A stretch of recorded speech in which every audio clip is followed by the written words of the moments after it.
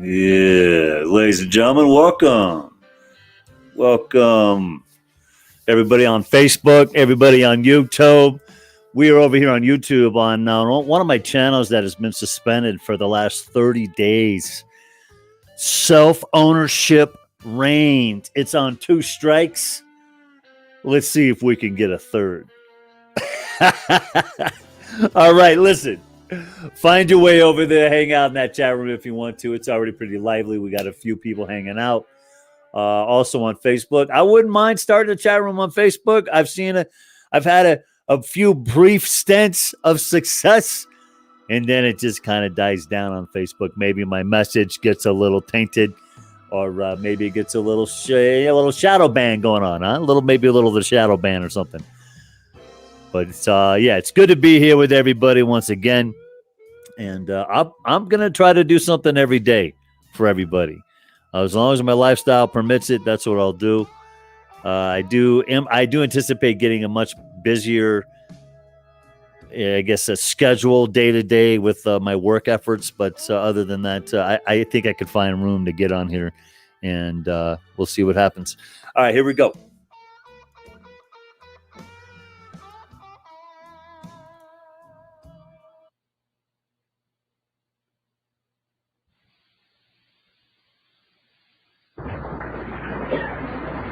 It has always seemed to me that when we begin to study the work of a human...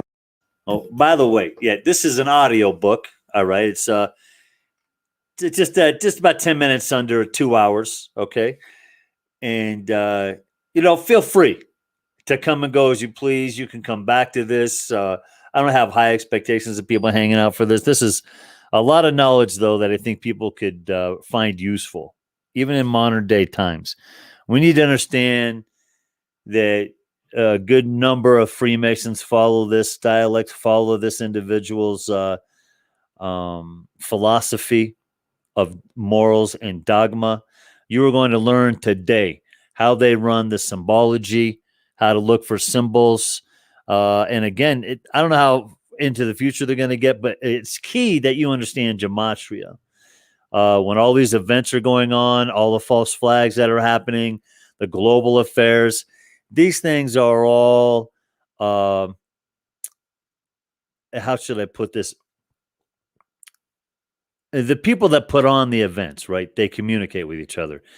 Their language of choice is gematria, numerology, symbology. Now, if you look within the scene of a crime and you see numbers like 33, 322, 223, remember they work in duality as well. They work in a dual existence, as above, so below. What's up is down. What's left is right. What's right is left. What's wrong is right. What's right is wrong.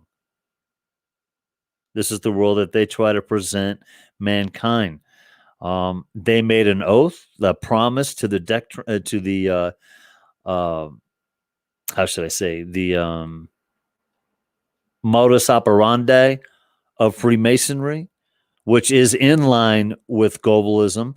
Same with the Illuminati. Illuminati is the umbrella that covers all secret societies. Well, the majority of them, right? So you take your umbrella, and underneath it, you have Freemasons, you have Skull and Bones, you have Princeton University. They have a secret society. Harvard has a secret society. Oxford has a secret society. The majority of these century-old colleges around the world have secret societies and organizations, covets, if you will, and they make these pacts in trade for their loyalty to the society. They're guaranteed financial success by a certain age. I think in Princeton, somebody, I can't remember the name of the secret organization in Princeton, but I can tell you that if you're not a millionaire by 30, they will make you a millionaire. Yeah, that's how that works. That's how confident they are. So yeah, all right.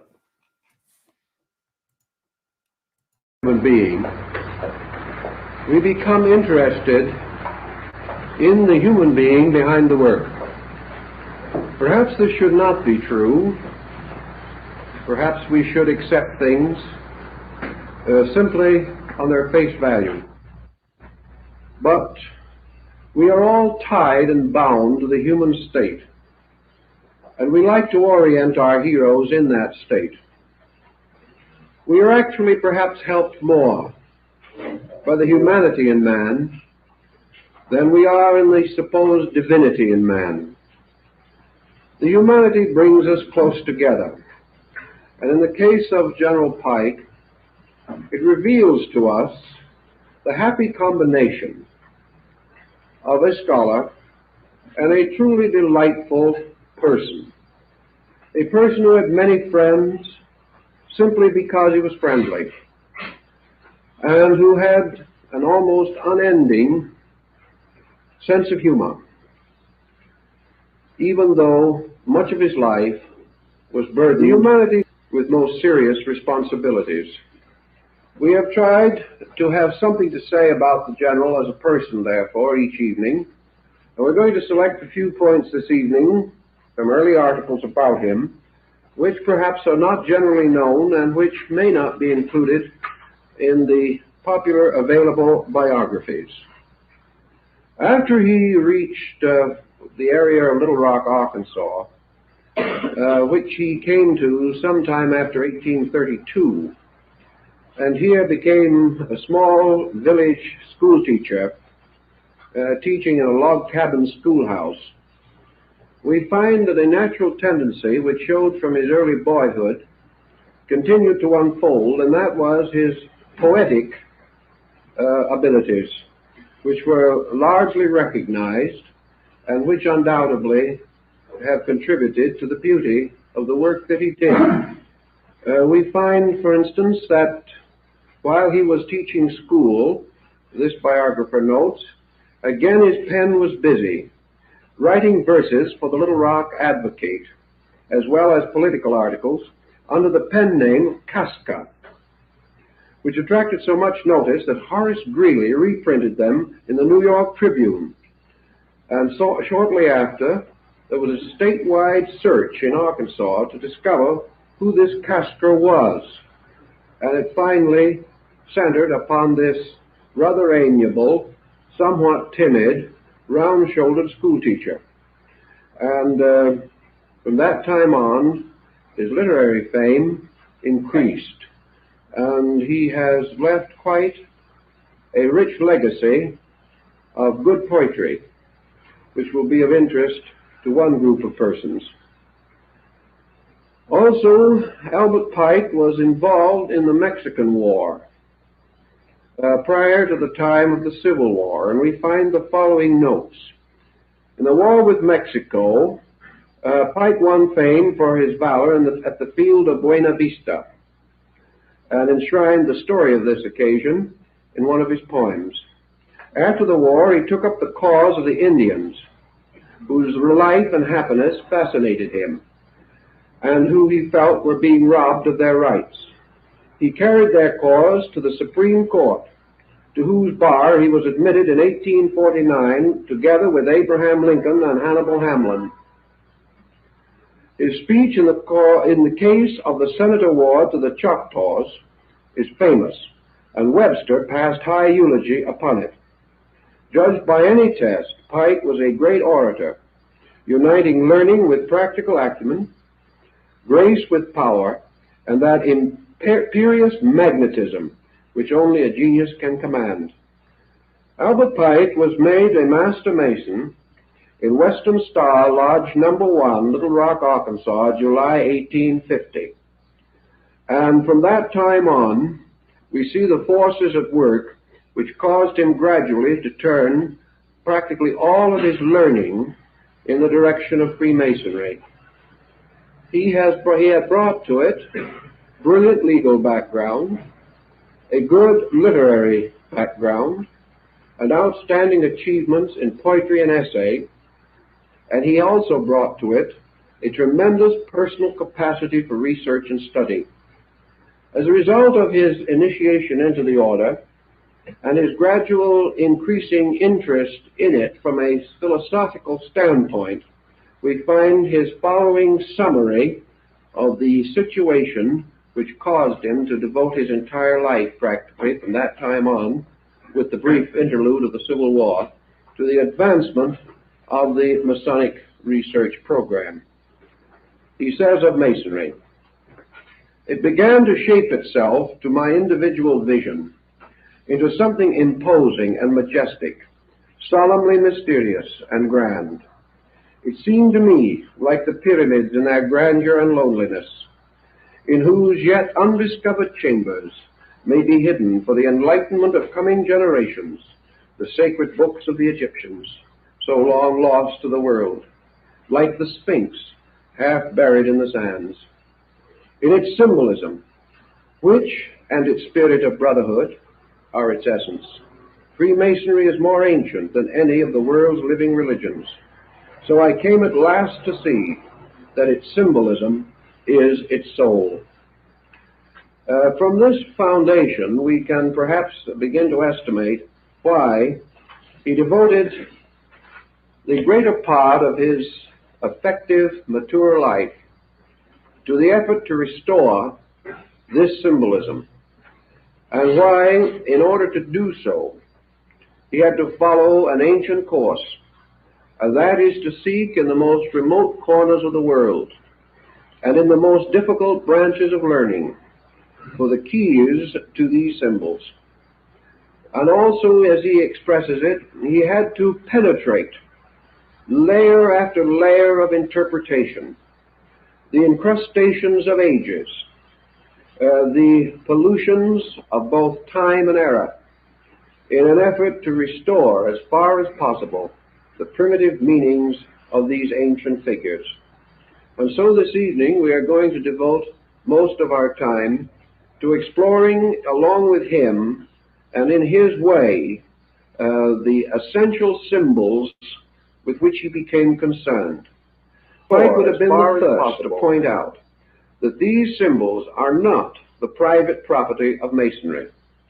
These symbols derive themselves from practically every tradition of the world. Yet that there must be, beneath all symbolism, a substance, a meaning real and valid, would seem to be of interest and importance to us all. For in the search into the field of comparative religion, in which symbolism plays a most vital part. We come constantly upon images and figures difficult to comprehend, confusing, and at the same time utterly fascinating. We also realize that in this pursuit of symbolic lore to its fountainhead, we must begin with some conviction, some concept. And General Pike begins with one very basic fact, namely that the symbol, which has endured from time immemorial, going back to the earliest thinking, to the most basic ideals of the human race, comes the nearest to anything that we have to a universal language. The moment we lock our thoughts in words, we restrict our meanings to those of kindred tongue. The moment we attempt to interpret in the terms of familiar things, we also impose a dogmatism upon meaning. And gradually most symbols have been dogmatized. They have been given a meaning, or perhaps a group of meanings, and these are assumed to exhaust the research in the subject. The moment we place a dogma upon any natural growing concept, we blight it with an early frost. We create a pattern of acceptances, a mere lip acceptance of terms and words and patterns, presumably exhausted by those who have gone before us. Pike warned of this very definitely. He stated that there may be 1,000 interpretations already known for a certain symbol, but if we are content to accept any or all of them, we shall some way deprive ourselves of the greatest adventure of all, and that is the personal exploration of the idea, the search within ourselves for meaning, and that the language of symbolism invites us all to search for meaning. He next assumes, which I think most of us here would concur with his belief, that not only was symbolism a language, but it was a language about something. It was a language relating to a particular kind of material, a particular level of fact. And the reason that this fact has remained expressed only in symbolism for thousands of years is due to one circumstance, in itself also undeniable. That is, that men have never found a better way of perpetuating these facts than through symbols. Had at any time the full and true meaning of a symbol been so completely, absolutely, and entirely crystallized that it could be presented in an irrefutable literary or philosophical statement, the symbol itself would have vanished. It would have no longer been significant. Men do not search for that which is found, but for that which is not found. The individual. Yeah, it's very important that you pay attention to this right here. Right? They talk in a way that is just right along the terms of common sense, but it's somehow not really paid attention to by the mass, right? This is we're reaching that point right now. Let me tell you, we're reaching that point right now in society that all of those conspiracy friends of yours that have just been talking up the wazoo like the last 2 decades plus, me, 2.5 decades now, I've been trying to pull people's head out of their own ass, and it just doesn't seem to work. I find it to be effective with some people, not so with others. It just depends on their upbringing, their own social construct, the cognitive dissonance that they find themselves in. You know, there's not much I can do about that.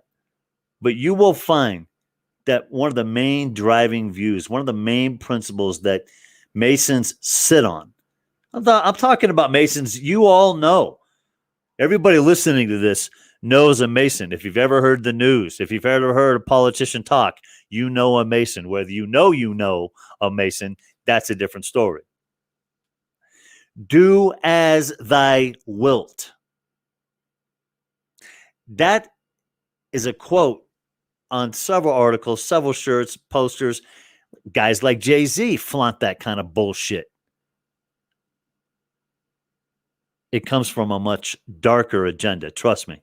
When you get into it, this is like the training wheels right here, what I'm playing for you right now.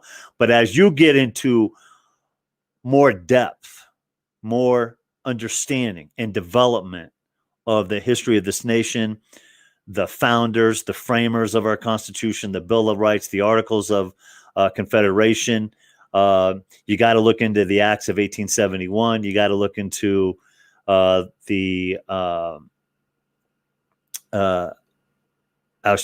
Constitutional Convention, which, number one, my hero, one of my dear heroes from the past, I go with Patrick Henry. Patrick Henry, I think I mostly relate with only based on his rebelliousness. He was against several components of what we now hold to be dear, but he was actually exposing the garbage in that as well.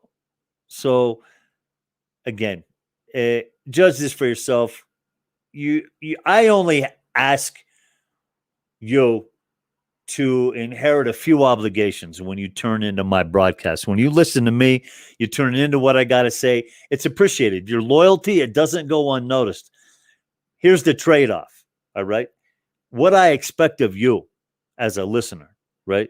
If you're just joining into me, there's quite a few people that has been here a while with me over the last year. The one thing that I demand is that you go out and do your own research and come to your own conclusion. Never take my word for shit. I'm a big dumb goof living in the mountains with a dog. You know, I got some rebellion in me that will never go away. It's never going to subside. I take big risks. Usually I'm acting on my own. I'm an advocate here for free speech, for human rights, dignity, respect, and I operate within the confines of conviction, integrity, discipline. So that when I enter a situ that I create, if I'm taking my mask off on a bus or if I'm in the civic center with no mask and I know the cops are on their way, I stay composed. You know, I preach self-ownership. It's not something that I could go out and live without making mistakes. So I'm not the perfect man, right? I don't have all the answers, but I have a wealth of knowledge. I have a wealth of knowledge that was handed down to me from my grandmother. I give her probably the most praise. You know, I'm 9-10 years old. I got my grandmother sitting me down a couple of times a week, mostly on Sunday, educating me on who runs things, who's really in the basement of the Vatican, how they communicate with each other, who Adam Weishaupt was. Amazing conversations I had with this woman. And then you go into my other influences, you know. William Cooper in my late teens. I heard that dude call his shot on 9/11 live. So now I filled in the blank for some of you, right? I filled in the blanks. Your loyalty won't go unnoticed, but again, you have a duty to educate yourself. You have a duty to go out and verify what I say. Test it up to some other things, right? Put side by side with some other articles or other commentators, other podcasters, right? I love critiquing. I love being critiqued. I'm all about constructive criticism. It's only going to help me grow my craft. It's going to help me develop as a better commentator, a better analyst. You know, I do panels. I run radio shows. I get on other people's panels. And then I do content. And again, I can't pinpoint what drives me other than the fact I don't want to be a fucking slave. Other than the fact that I got dreams of my own. I'm not done living my life yet. I'm not ready to concede to this nefarious agenda right now. I'm just not willing to do it. And now, having said all this, I want everybody else to know that you're not alone either. Everybody listening to this podcast on multiple groups on my Facebook account right now, it's a beautiful thing. We got the NWO exposing the New World Agenda. We have, over here on Facebook, we have exposed truth bombs to wake the sheep. Thanks for having me. It's good to be inside your group. I'm happy to be there. We got, see, I'm trying to figure out all my groups over here. Let me get to my groups here, because I think that there are a few groups that share my videos and I don't ever hear about it. They're just doing it. So, which I appreciate. ESWG. If you haven't subscribed to these guys, find them out. Exposing the Darkness. Look up Exposing the Darkness. They're on Facebook. ESWG. Exposing the Darkness. It's ran by two cats that I'm a guest on their shows all the time. And I got to tell you, these people have it down packed. They know what they're doing. They're fully engulfed in it. They've taken a lot of shots. I'm to blame for losing one of their channels. They're to blame for losing one of my channels. This is what we got. This is the nature of things, and we understand that. And we are still able to have a civil discourse. We bring content. We try to educate as many people that are willing to listen. So that's what we do. All right. So let me continue on with this documentary. Again, it's an audio book. If you have the patience for something like that, I recommend you stick around. I do. I recommend you stick around. It's worth your time. Share with some people you know. And again, how I do these things is I will run a documentary. I will have an opportunity. I will speak from time to time. I will address. And what I really like to do here is I like to take things from the past, like the Bolshevik revolutions, the color revolutions that are inside of America right now, and compare them to the times of early communist agendas throughout the world, the Communist Manifesto itself. All right. I discuss Stalin. I discuss Lenin, if you want to get technical. I also discuss Marxism. Of course, I'm going to discuss Marxism. I also bring on some highly qualified, highly educated guests in the names like L.B. Bork and Mike Gaddy, Dave Scorpio. I can bring on some more. I'm going to start doing more of this on Facebook. So stay tuned. We're going to grow. I'm going to improve my craft. I have a lot to share with everyone. Thanks for tuning in. All right. Again, you can add me as a friend on Facebook. You can find me over on the YouTube channels in the description. Let's go together. And if we can actually make something out of this and do it full time, I will. I got no problems with that. All right. Let's run it. Therefore, is entitled to assume that the language of symbolism relates to something about which there is no common knowledge, about which there is no other adequate insight.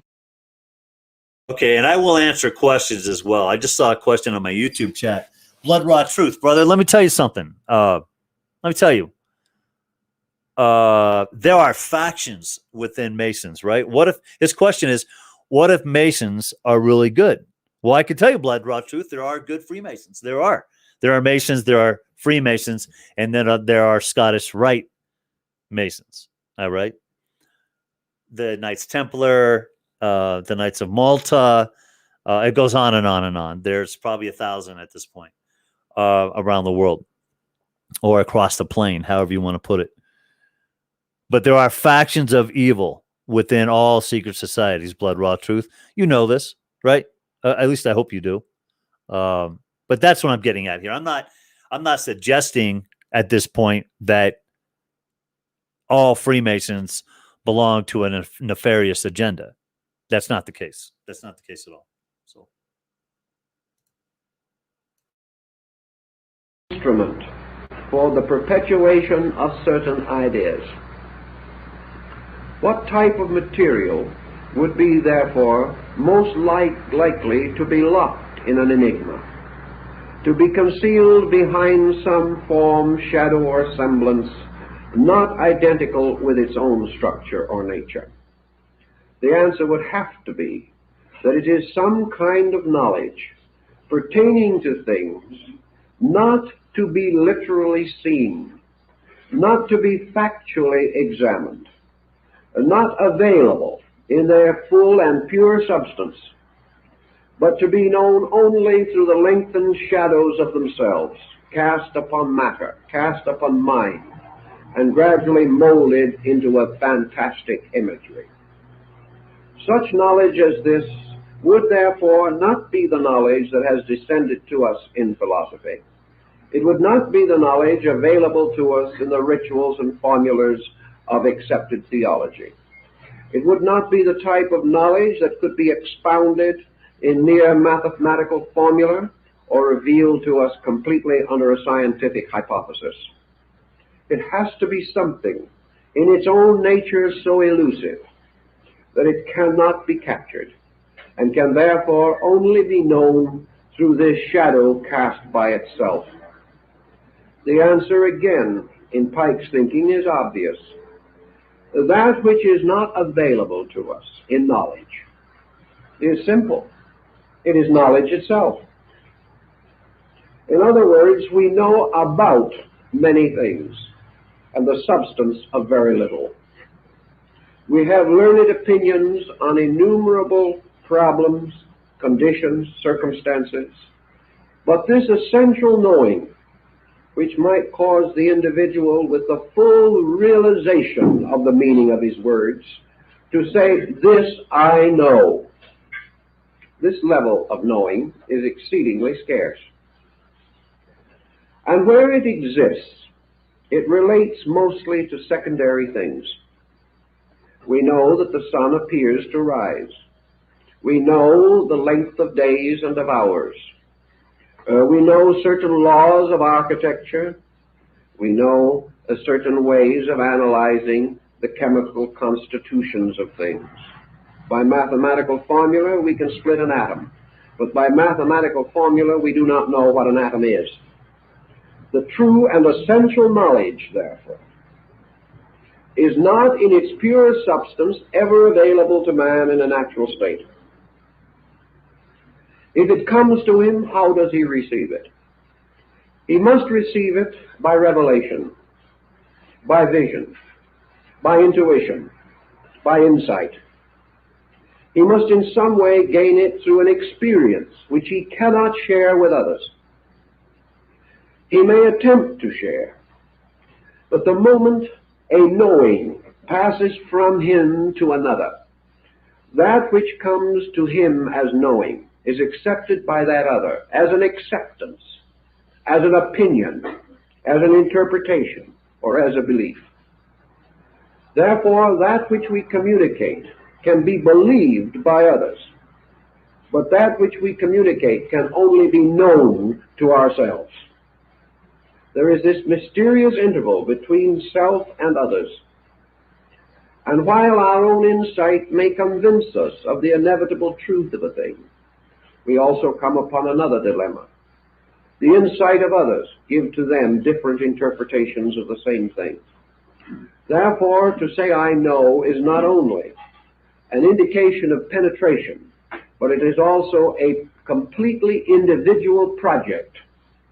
The individual can know for himself. He may know that which is necessary to himself. But this knowing, he cannot say, will be identical with the knowing of any other person. He may like to affirm the philosophical concept that if persons come to the same level of insight, they will attain to the same substance of knowing. But as each person is different, it has become exceedingly difficult to assume or to discover even the levels of insight upon which a number of persons may function. The only levels we have available to us are levels of interpretation, levels of believing, and levels of acceptances. Thus, according to General Pike, it would seem obvious that a symbolism which is extended around the world and it descended throughout time to be valid, to be worthy of perpetuation, to hold as it has the admiration of the most learned and the most informed and enlightened of mortals, that this symbolism must deal with these things about which man cannot come to external factual knowledge. These symbols must therefore relate not to effects but to causes, not to consequences as we see them, but substances as they exist in the nature of being. He is strengthened in this concept by another point, namely, that the great wealth of symbolism has grown up around sacred matters. The greater body of symbolism has to do with the attributes of deity, with the substance of human consciousness, with the nature of the human soul, with the substance and material of the human mind, and also, in large measure, with the great circle or cycle of man's psychic experience, leading not only through the years of this life, but postulating the future state of the soul in time to come and beyond the grave. These things, then, relate to certainties which men desire to possess, but which they do not at the present time adequately possess. Thus it is no common knowledge which can be easily rescued and then turned into sermons or into texts, but an uncommon kind of knowledge. That knowledge which has to do with ultimates, with infinites, and with the great universal values which men have sought from the beginning, and about which even now they have come to no common conclusion. If this then be the burden of symbolism, General Pike can justify his own statement that it is to be found in its purest and most wonderful form in the great mystery institutions of the ancient world. These institutions were dedicated to the greatest spiritual values that we know. And the greater the spiritual dedication, the more luxurious was the... All right. See, there's a lot of fluff here. All right. And to truly understand this, you got to see through the fluff. You do. You got to see through the fluff. And some of the fluff here is that previous cultures, what they're talking about, ancient times, this and that, in the all the positivity that this guy. Look, we're talking about Babylon here. All right. Ancient Babylon. That is the true driver of what we're witnessing right now. Symbolism employed, the more fantastic the imagery, the more complicated the keys. I mean, if you just Google this, go ahead, Google. I don't recommend Google. I would go to DuckDuckGo or Brave, but do a search on these types of things. Do a search on buildings around the world shaped like the Tower of Babylon. Go ahead. Tell me what you come back with. Let me know. To its unlocking. And wherever we went or wherever we go in the search of the ruins of ancient wisdom, we behold the sanctuary ornamented with devices difficult to interpret, of unknown origin, and dealing with the most abstract convictions of man. Now, symbolism then breaks down into a series of patterns. And our beginnings of symbolism undoubtedly go back to the dawn of our experience. And for a moment, let us pause and consider some of the most aboriginal pictoglyphs that we have been able to discover in the search for our knowledge of primordial man. on rocks, upon the face of great boulders and ancient cliffs, rising in desert and wilderness, we find strange devices, mostly simple, geometrical, basic forms. These devices are sometimes referred to as picture writing. There are many examples of picture writing right here in the state of California. We find many rocks covered with strange forms and figures. Why were they put there? Who put them there? How shall we decipher them?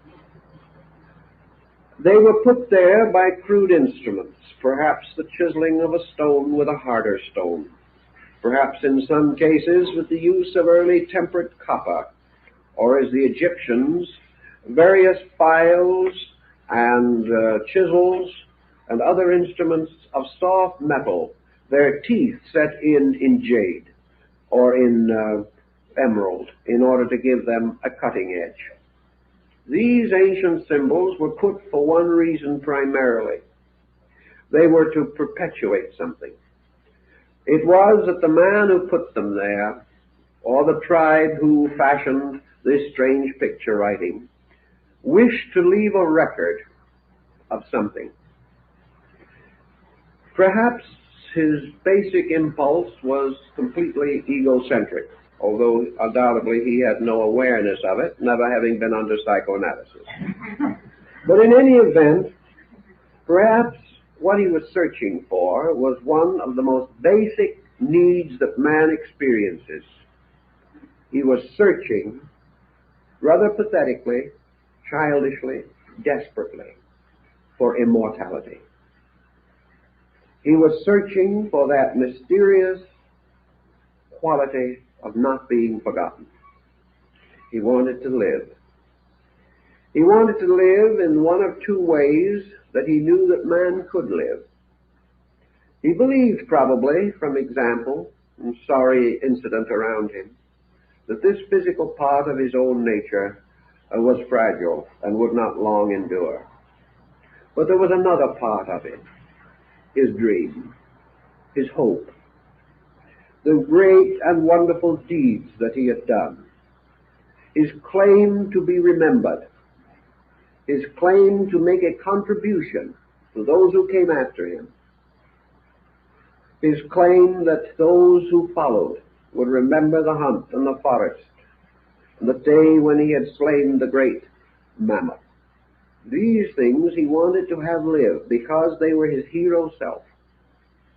And today, even in this 20th century, there are well-educated, scientifically trained human beings who have had exposure to 3,000 or 4,000 years of culture, who will say today that no man has any immortality except to be remembered through his works. This is not an uncommon attitude among those who feel that they are emancipated from all the superstitions of the past. But this primitive man wanted to be remembered. He therefore used devices. And where did he find his symbols? He found... It just seems like every time I go and I hear the word emancipated, I go to Bob Marley, and this was Bob Marley, right?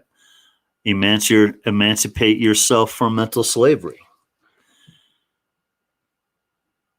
Emancipate yourself from mental slavery. Much of the nefarious agenda we find ourselves in now, and those participating in the twist, the masking, the distancing, the ritualistic behavior of individuals we're seeing right now are trapped inside of a mental state of victimhood, Stockholm syndrome, and slavery. So emancipate yourself from mental slavery. Found his symbols in the beginning of language, nature. He found his first speech in the sounds of nature. He found his first designs and artistry in the simple, crude representation of things around him, things to which he gave a new kind of meaning, And in most cases, this meaning was a motion from a concrete to an abstract point of view. For example, perhaps he regarded the great cave bear as a very strong and brave animal. Now, this brought with it a gradual development of an idea, an association mechanism. And in time, the glyph of the cave bear was no longer a representation of this animal, merely to perpetuate the animal. It became the symbol of the attributes that the primitive mind associated with the animal. Therefore, this bear became the emblem of strength, or of courage, or of endurance, or whatever attribute the human being found most acceptable in the study of the animal. Thus, by degrees, men developed totems in which they took the names of these creatures as symbols of their powers. We find this still among American Indian tribes and among many other primitive people. And in all through the Central American complex of civilizations, we find that the totem, or the symbol of the person, is placed above his head in the glyphs. And this gives the key to his name and to the virtues which he represents, or to the dedication of his own life, to the exemplification of certain qualities. Thus we see the bear becoming the symbol of bravery. We see the sun losing its actual astronomical meaning to become one of several things. First, light. Second, time.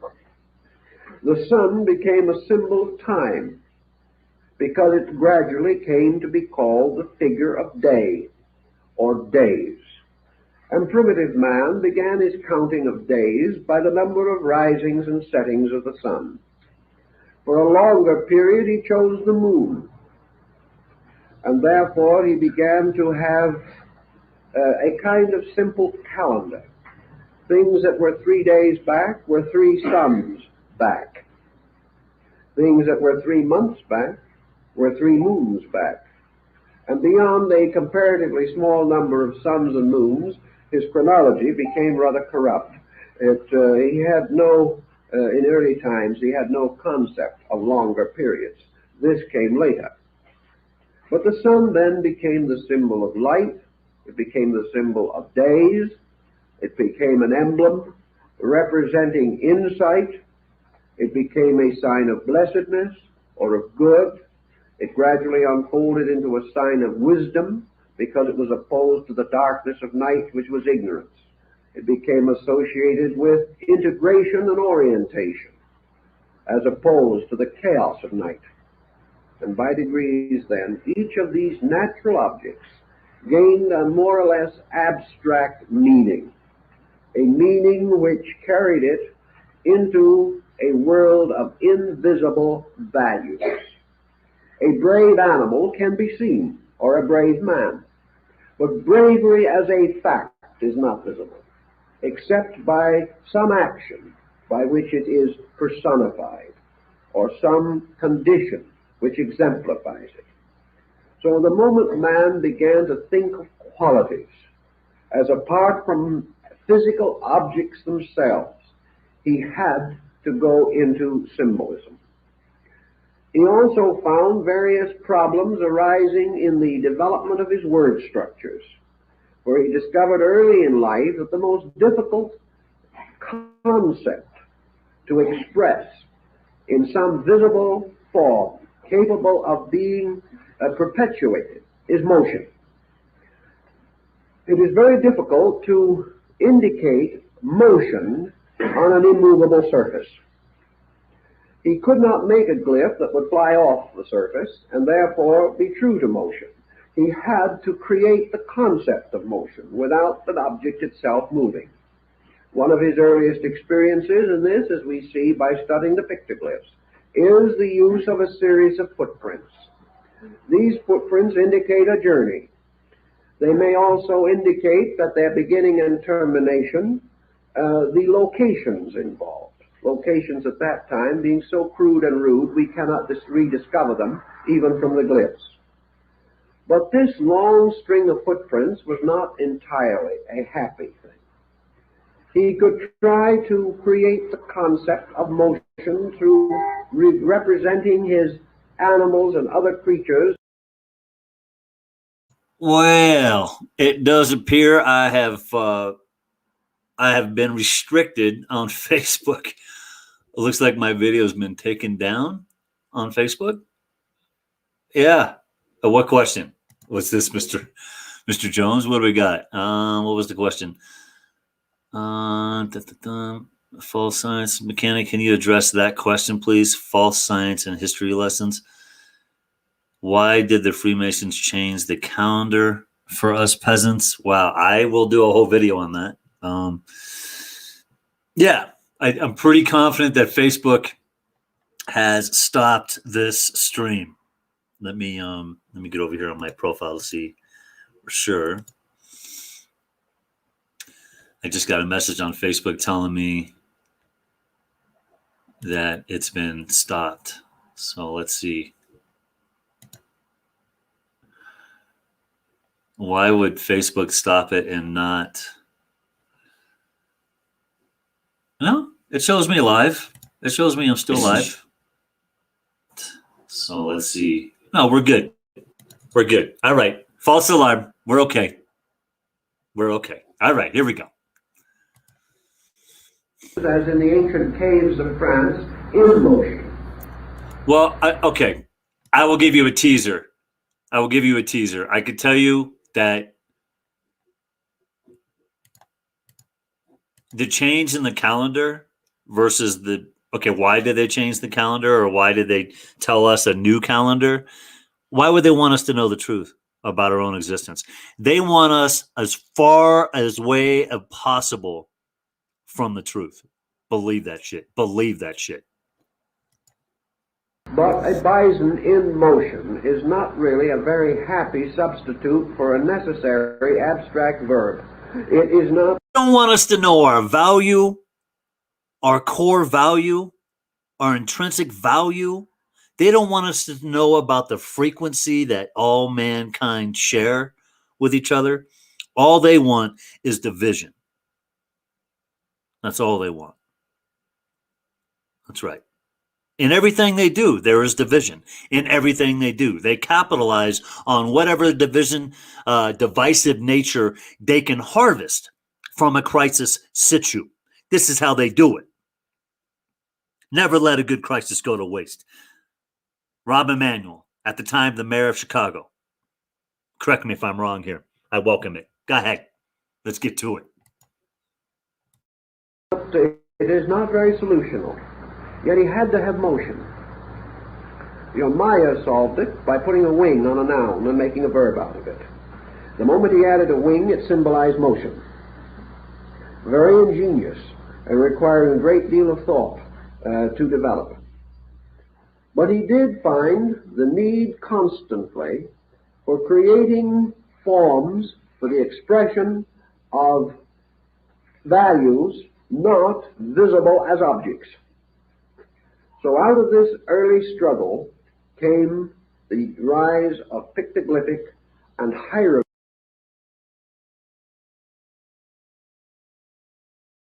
Okay, so I just got this piece of information in as well. This sent over to me by Kim. Look, Emily on Facebook, I'm not blocked. I hope you can see it. It's still going on my end. And I just got this special report. It looks like the Wuhan lab, the Bill Gates Foundation, and what else? The WHO have all been hacked. Isn't that beautiful? Isn't it beautiful? Outstanding. We'll get more on that later. Hieroglyphic forms. The hieroglyph was an organized pictoglyph. And probably the greatest development in this situation is found in the languages of Egypt and of China. In both cases, we have an inconceivable array of such picture forms. We may also, of course, mention the Maya glyphs, which number over 10,000. But unfortunately, they are not as easy to use as some of the others because we simply have not yet been able to decode them. But in the Chinese and in the Egyptian, we are in somewhat better condition. The Egyptian language, although it comes to us in its earliest form in a highly developed state, still shows that it was the inevitable evolution of the rough and crude cuttings upon the walls of cliffs and rocks. It is a gradual refinement. But the Egyptians began to discover means of making their symbols more valuable, making them more useful. They gradually came to identify, out of all of their animal pictures and their various symbolic devices, for each of which they had a name, they gradually developed a sound equivalent. This was frequently derived simply from the beginning of the name of the object. And an object like, for instance, arm, representing the human arm, suggested to them the possibility of the R sound as well as the complete name. This R sound could be combined with other sounds. Among the Aztecs, it was done more simply. They took two creatures. For instance, they wanted to make a word out of two names. So they would take the name for tiger and the name for snake. They wanted to use the first half of the name for tiger and combine it with the last half of the name of snake. So they made a glyph, the front end a tiger and the back end a snake. And then they proceeded to read it. It gave them, therefore, the possibility of bestowing this glyph as a name upon something. And this is how we read the place names of the old Mexican cities and towns. They placed this glyph. All right. We got another breakthrough. Your boy, the mechanic, has made his way over to Twitch. We are now live on Twitch. I feel like I'm graduating right now. How about that, huh? How's everybody doing? Rumblefish? Viken, I see you in there. Kim Cancel? Rumblefish! I guess I don't need 200 people to go live. Yeah, this is badass. All right. Sweet deal. So we're in Twitch. All right. We got Twitch, Facebook, YouTube, Rumble. I believe I got another one. What's the other one I'm in? It's the Odyssey. All right. Hey, this is cool. It's Aiken Drum over there. All right, Rumblefish. I got you. All right. Let's get back to it. In association with a little device called a mound. And when the mound and the place name were put together, it meant a city. If they drove a spear or an atlatl through the mound, it means they had conquered the city. And one by one, these simple devices developed. So the Egyptian language passed into a new form, in which it consisted of both ideas and of sounds. This became rather complicated. But it also gave rise to the possibility of the Egyptian attaining a certain written form in which he was able to express sequences of abstract ideas and use for these sequences hieroglyphs which suggested sound arrangements and by their grouping compounding names of objects. When they wished a word or a section of glyph to represent primarily a sound or an order of sounds, as in the case of a proper name, they placed a cartouche around it. That is, they drew a line around the entire thing, saying this is one word, instead of a series of glyphs. So in most of their manuscripts, we find picture writing, hieroglyphical development and structure, and then every so often, an encircled group of characters signifying that these shall be read together to form a name, or to form a proper word of some nature. This went on until gradually the pictoglyphic form began to fade away, and the symbols were not essentially changed, but pass through a condition of human carelessness. This human carelessness caused finally these glyphs to be drawn so poorly that as glyphs they were comparatively undecipherable. The individual taking these pictures simply streamlined them. He created a kind of shorthand out of them, using perhaps only the principal stroke of a particular glyph, the one stroke which distinguished it from all other glyphs. And he found that by degrees he could speed up the process of writing, and the hieroglyphical form about the beginning of the Christian era began to drift into the hieratic form, which consists of the loss of the symbol in a conventionalized letter. As this proceeded more rapidly, the advantage of the picture glyph as a means of identifying objects gradually ceased, and the entire process moved into an alphabetic form, with words spelled out to form new dimensions for the concepts to be perpetuated. This also followed definitely in connection with the Chinese method of writing. We find that the original glyphs were very often very close to the object represented. Their little pitched roof character, which is essentially a roof, originally meant a covering, consisting of two lines drawn this way, just like the sides of a roof. Well, that was a covering originally. It finally became very much more involved. The oldest Chinese glyph for horse, for example, has 4 small dashes under it to represent the horse's feet. It was pretty literal. And among other languages, it is true that the Chinese perhaps has changed less than most others. Now, the Chinese have a symbol for tree, a very simple glyph. Now, they were also concerned with what we might term the plural forms, and how were they going to handle that?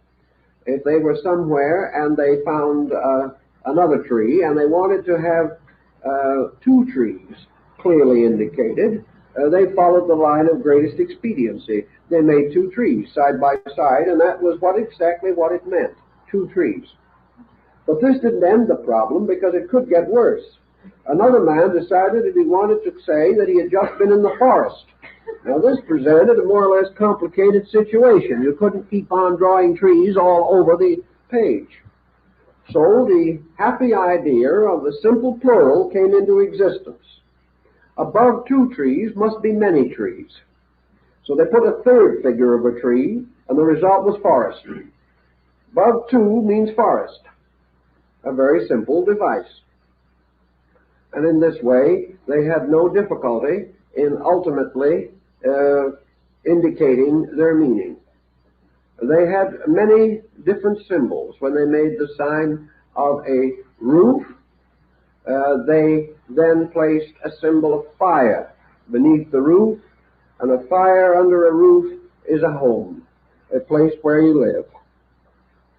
Another simple problem is that they anciently used for conveyance a kind of a cart. And if you look down on this cart from above, you saw the axle running through the 2 wheels. You saw the flat, straight edges of the 2 wheels, and in between, a large rectangular mass representing the body of the cart. This particular symbol was reduced to simply mean center, middle, because it represented the middle part, a central axis moving through something. And this became associated with the original name of China, which was the Middle Kingdom. Thus they went on, by degrees, building up a most elaborate group of writings, multiplying their strokes, increasing their skill and knowledge, until finally they produced a language so flexible that almost any idea which man can express can be rather adequately presented. These things all rose from natural symbolic instinct. The effort to use simple things to express or explain difficult things. the effort to convey a total picture of a meaning and at the same time lock it only in a very few strokes or letters. To do this also, of course, created a kind of association. The individual who knew approximately the meaning to be intended got the complete impact of it, perhaps even more completely than we do with words today. They got the feeling of what was intended. They got a simple and direct relationship. They were not so far removed into polysyllabic forms as we are. And they did not have to rush to the dictionary the way we do, because they had a very quick grasp of the symbolic idea. Now, these are primitive things, but they point the way along which General Pike was exploring. And it comes then to the next important conclusion which he reached, namely that nearly all symbols arise from nature. A symbol is a form, and it must be derived from a form. We cannot have a symbol, a picture of anything, unless that picture is derived from something within our world of experience. Therefore, the picture must be the result of man's own eyes. He may add to the eyes certain reasoning powers, but he must first use the eyes. He cannot conceive of a form which does not exist, nor can he make a picture involving a pattern which has no similitude in life or nature. Thus he was forced to derive his language from his world and from the world of circumstances. Pike, however, points out what several other authors have also noted, namely that the selection of these forms and the investigation in the effort to discover appropriate forms for ideas forced primitive man to a most dramatic conclusion, namely that all forms around him in nature are themselves symbols. That a tree is a symbol. A tree is not merely a symbol for man to use. Man is simply taking a more ancient natural symbol and reusing it. The fact that the tree is itself visible to his eyes is enough to prove that this tree is a visible extension of something not visible. Therefore, man can see the tree as it grows, but he cannot see the principal tree. He cannot immediately apperceive tree as reality. He cannot know the life behind the tree, except by watching the operations of this life as these operations cause the tree to grow, or to in some way modify the various visible values which it exhibits. Thus, nature is itself one vast symbol, one inconceivable relationship of forms, all bearing witness to that which is not form. A number of particulars bearing witness to invisible principles that lie behind all the concept of particular. Thus, the authority of symbolism lies not in man's need for an expressing medium. The authority lies in the divine way of working. The universe itself, moving into manifestation, moves by projecting its own powers through forms, and these forms are symbols of these powers, mathematically, geometrically crystallizing around waves or rays or rates of energy, so that everything that exists is in some way a witness, an evidence, a kind of emblem, standing for a principle, itself invisible. That this principle may be spirit, may be soul, may be mind, may be God, makes the symbolism only the more significant.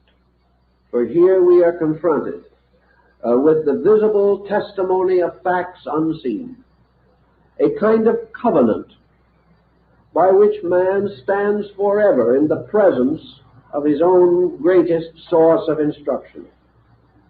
Thus, as Pike points out, the universe is a great university of symbols, a tremendous school of emblems and devices, through the contemplation of which man comes finally to understand himself, his world, and his creator.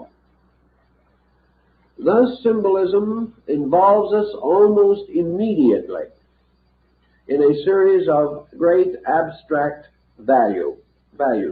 And the fact of symbol is the first great link that man has with a world of spiritual forces operating behind the visible appearances of life.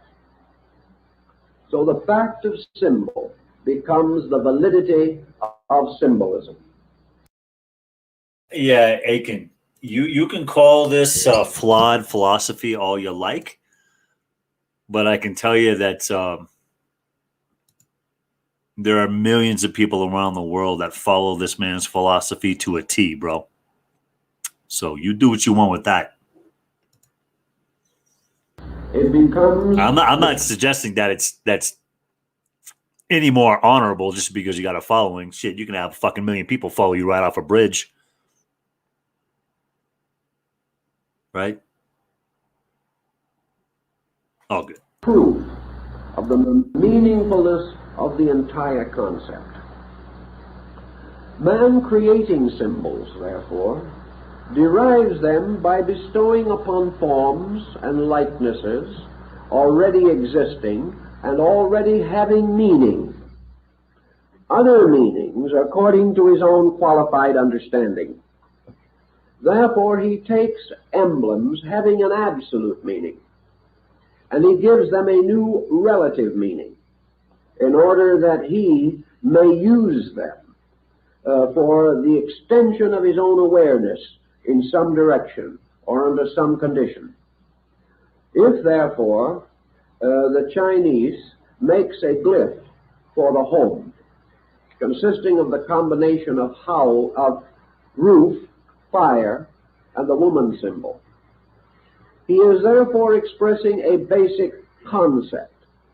These devices are not home, nor are we to assume that he is merely attempting to establish the concept of a house.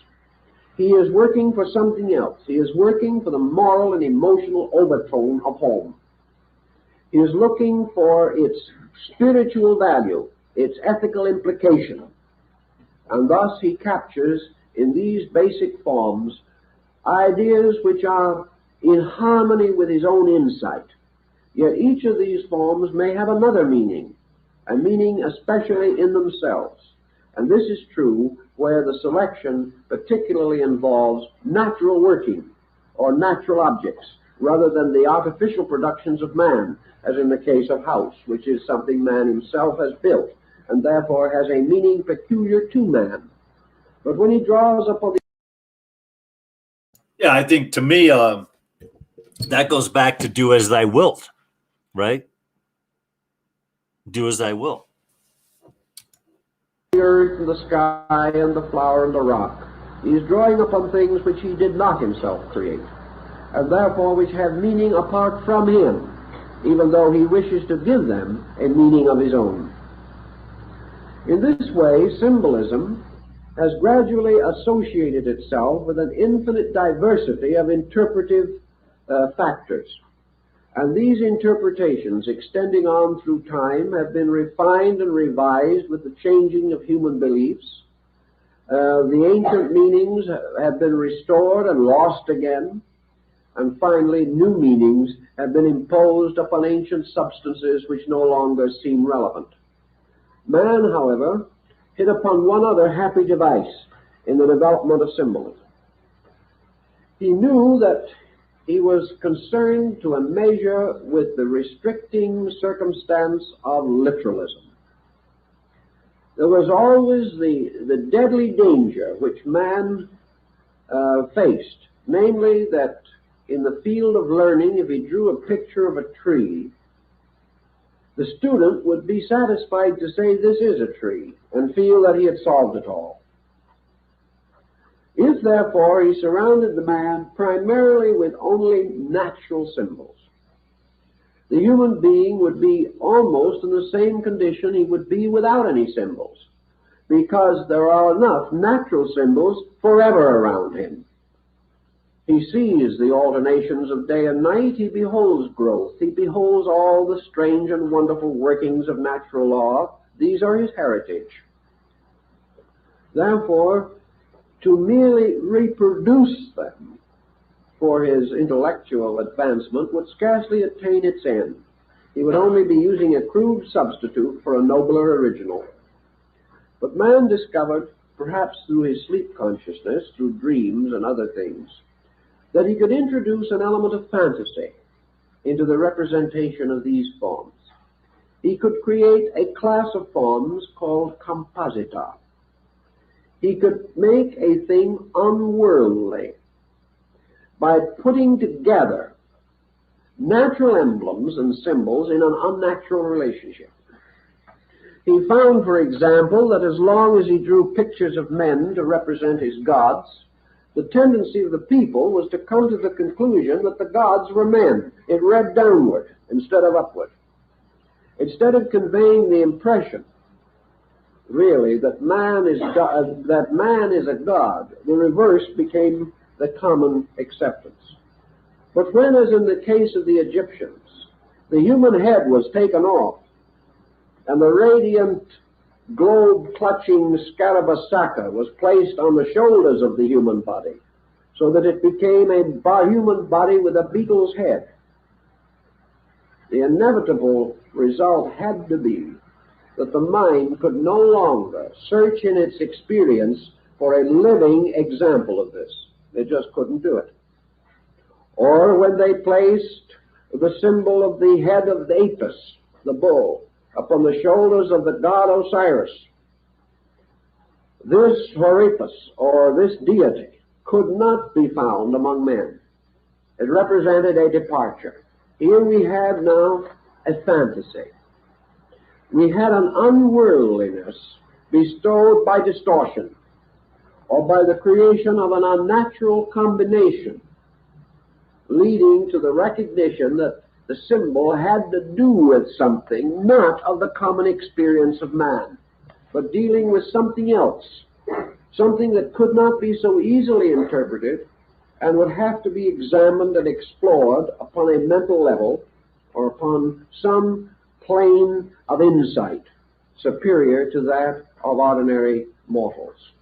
Another simple way of doing the same thing was to disproportion the sizes of things. A very common practice, for example, in East Indian art. Here a great sage, teacher, or one of the deities is represented as a colossal figure, and the human disciple or student as a very small figure kneeling at its feet.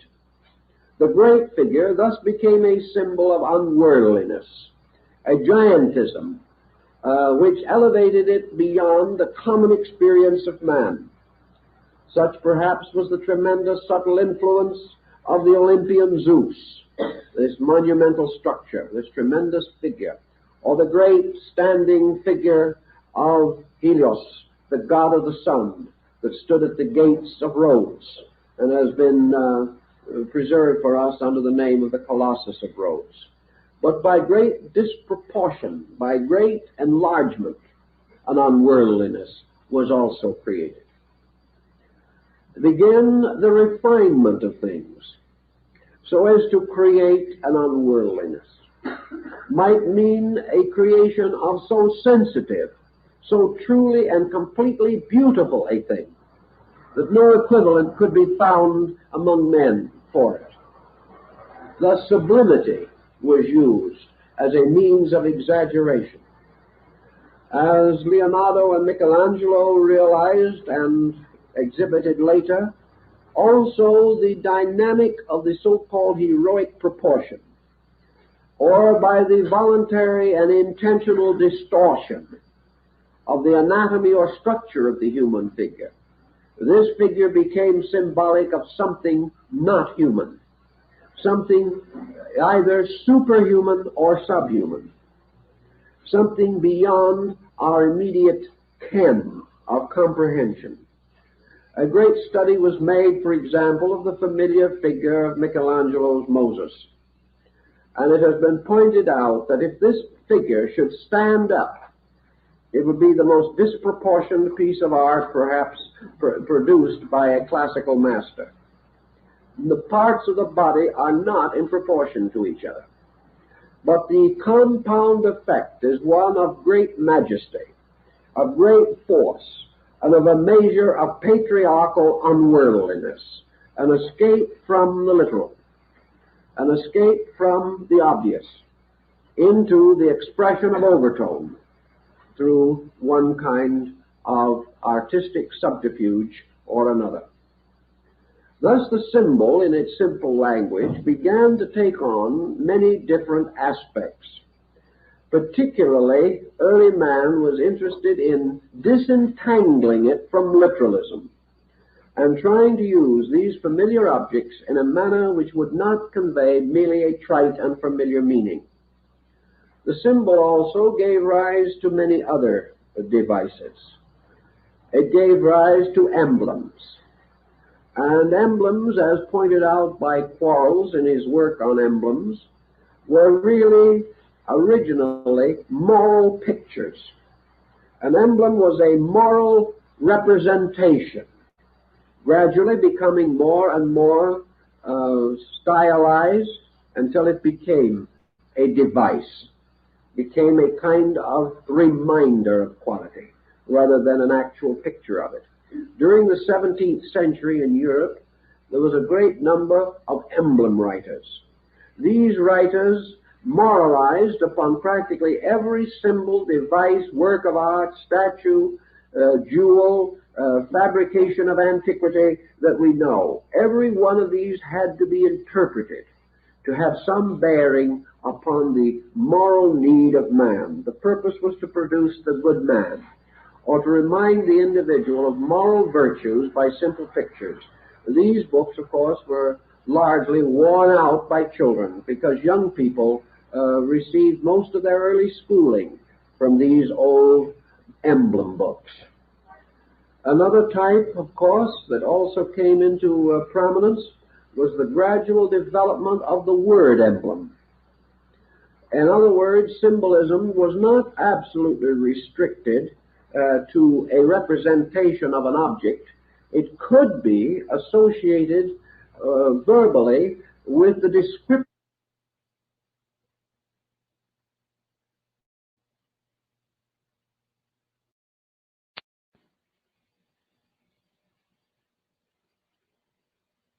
groups of emblems have been closely associated with sects and creeds that have made use of the emblem in one way or another in their teachings. And this part of the teaching has become so familiar that the picture is used to substitute for the reference to the factor involved. Religious emblems that we remember immediately, of course, bring to mind the Christian cross, which is associated with the most dramatic episode in the life of the founder of the faith. We find that in India, in Buddhism, for example, the chakra, or wheel with 8 spokes, the Noble Eightfold Path and the wheel of the law, has become practically a universal symbol for Buddhism as a religious philosophy. It has gained the same general acceptance that the cross has in Christianity. Perhaps equally important in the Judaistic system is the sacred name, formed of flaming letters, which has also a great sacredness. Perhaps the outstanding religious emblem of the Jewish people is made up of the 2 tablets of the law, bearing letters or characters signifying the commandments. In Islam, the great symbol is the crescent of the planet Venus, which has to do very much with the development of their faith. And this has been universally accepted among Muslim states. Among Hindus, the most common symbol is the Omkara, or an elaborate device formed of the letters of the sacred name. These devices we generally recognize today as the trademarks of religions and faiths. In China, Taoism, of course, is represented by the yin-yang symbol, or the two hemispheres interlocking, the light and dark hemispheres of a circle. All these emblems have therefore gradually come to be identified with great systems of thought, and they become immediately able to stimulate in us a basic grand picture of a doctrine, of an idea, or of a way of life. These are the more simple explanations, however, and we must still penetrate into that field of research in which Pike was most concerned. He came to the conclusion that there was an essential and valid language of symbols, an alphabet of them, that while in various nations they were somewhat modified, still there was a great body of symbolism, essentially sacred and essentially dedicated to the perpetuation of knowledge without revelation by word. Therefore, the communication of certain secrets from age to age, from time to time, was accomplished by means of symbols, even as the ancient craftsmen in the days of the cathedral builders of Europe, each marked his stone with his master's mark, a mark peculiar to himself, and being the same permanent record that primary man or ancient man carved so crudely upon some boulder. This record of the master's marks also extended throughout the world, for the same marks that are found on the cathedrals of Europe are also found on the Taj Mahal, on the Qutb Minar at Delhi, and upon the great monuments of the Hindu and Muslim world. Therefore, this practice of marking goes on throughout the world. And these marks that were on the cathedral stones of Europe are almost identical with the caste marks worn on the forehead of various Hindu sects, the members of the sects. Thus, this language of basic idea has spread to become perhaps the world's most simple means of the perpetuation and communication of secret knowledge, of knowledge hidden in cipher, in code, that these symbols form an elaborate cryptogram. The only difference being that instead of finding one simple, easy key which unlocks it, the keys were lost in the debris of the ancient world. And Pike said that it was his opinion that these older keys would not be found again, that these keys had disappeared with the invaluable guidance given by the ancient teachers who had themselves vanished from among us, and that the great heritage of symbols still stands before us as the unlocked treasure house of knowledge, and that until we ourselves set to work to follow the words of Omar, the tent maker, to file from our own base metals the key that will unlock the door, that these symbols must remain comparatively unintelligible to us. Assuming that there may be a certain validity in this, and I think there is a very great validity, what are we going to do when it comes to our turn to attempt to penetrate these symbols? We have, first of all, to answer a simple question, perhaps, and that is, just what is the vitality and life within a symbol? Is a symbol a living thing? Is it a dead thing? What is this symbol? It is some kind of a formula. It is power locked in a picture, perhaps a very crude picture, and perhaps with only a very few lines. But still, it is a power locked in a picture. And why do we say that it is a power? Because we say that in some way it is a truth, and that a truth is always a power. For a truth is the power which enables man to achieve his great victory over ignorance in some particular, in some way, or upon some level of function or understanding. Thus a symbol has, we shall say, an essential meaning. I tell you what, I think some people are quite comfortable living in ignorance. Well, quite comfortable. Looks like Heather Smith made it over to Twitch. Oh, good. Oh, good. Yeah, Twitch. Good to be in here. That it has its root in some law. It must, because it is derived from nature, and everything in nature is meaningful. It also has, as I said, an accumulated series of meanings. And the individual, confronted with a symbol, is at first placed at a serious disadvantage. We will imagine that for some reason and in some way you have wandered into the ruin of some ancient Egyptian temple. And there, half buried in the sand, among the wreckage of time, you see graved upon the wall of that room, in strange, deep cuttings of abstract artistic merit, a strange and powerful device, a symbol. What the symbol is for the moment is unimportant, because its name is Legion, but that it is an arresting device, we will admit. Perhaps it came down to us from Talamara and the strange, pathetic reformation of Akhenaton over the faiths of Egypt, this strange mystic living in a world of symbols. But whatever it may be, there it is. So what will you do with it? Well, if you're inquisitive, the first thought you probably will have is to look in the guidebook quickly and see whether somebody of note and importance hasn't seen this before and has a nice, pat explanation that will require no further mentation on your part. So perhaps if you are more fortunate than most tourists, you will find it in the guidebook. The general experience is, however, that you will find everything else.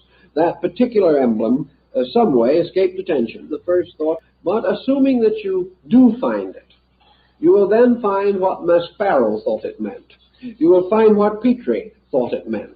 You will find a learned opinion by Piazza Smythe, the old Astronomer Royal of Scotland, who was in those parts.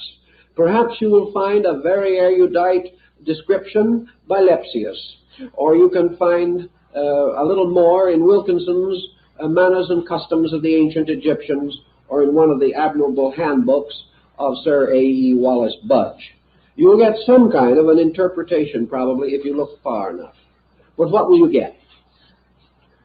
You will get the same type of interpretation that was based upon the learning or scholarship of that school of Egyptologists that has risen since Champollion and which has dominated the field ever since. They will tell you all they know, but what they know will be based largely upon Egypt. Well, Egypt, in the days when that symbol was cut, also had a great deal of knowledge about its own time. Probably it knew more about its day than we will ever know. Had this symbol, then, simply been a trite representation of something already known, it probably would not have been placed there. The Egyptian only put it there in the first place because it represented something that he could not reveal in any other way. Something that meant something inside of him, not just merely the perpetuation of ornate devices which were everyday knowledge to himself, even though they may be extremely mysterious to us. So a great symbol was a great symbol in Egypt at the time it was placed on the temple wall, just as much as it is a great symbol today. And it is quite possible that thousands of Egyptians went by that symbol during the great period of the dynasties, and they did not know what it meant. Or it may be that it was anciently the wall of a sanctuary, where an initiated priest in his mysterious robes of blue and gold and wearing the great gilded triangular apron of his sect brought the neophyte and there attempted to unfold for him some strange and recondite meaning for this emblem. But one thing is sure, the emblem is not going to be easily unlocked.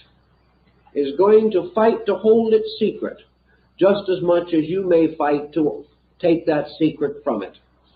As Pike said in his little article I read to you, each of these symbols is a kind of sphinx, and each one who comes into the presence of it and tries to solve its riddle is also a kind of Oedipus.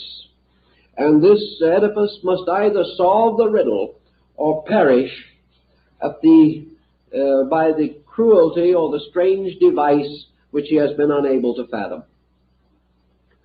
So we come into the presence of the symbol, and we realize that it represents design, that perhaps, like the famous old Etruscan frying pan, it was a masterpiece in higher mathematics, and that only by a mathematical code can we decipher it. But then when we have deciphered it, we lift a veil only to find other veils behind. How then shall we approach the symbol? Shall we approach it only with the hope that, or perhaps even the fear, that we shall discover that the Egyptian knew as much as we do? Will we approach it in the possibility that it may contain some interesting and novel formula that we can dramatize or fictionalize in our way of life?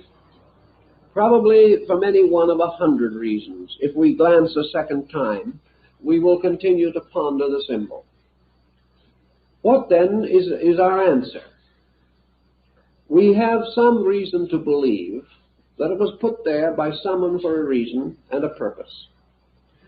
That man could know us, or would have any great or powerful interest in our way of life, is rather unthinkable. Man looking at the symbol is not fulfilling it. It is not merely intended to draw out of him the experiences of his century. It is interesting to see, however, to what degree this symbol becomes a drawing power and may also draw out of the individual levels of knowledge that he did not know he possessed because he had never before been subjected to a riddle. A riddle forces the individual to probe within the recesses of his own knowledge, seeking for something that at least has a bearing on the problem, or a clue, or some association by means of which the unknown becomes intelligible. But even if he does this, and he does it thoroughly and painstakingly, he only arrives at a certain formula of his own, passes on, his place is taken by another man who repeats the process. Each, because of different experience, comes to a somewhat different conclusion, and the symbol is consequently always a mirror, reflecting that which is within the beholder, casting back himself upon himself. But its own inscrutable mystery is still utterly locked.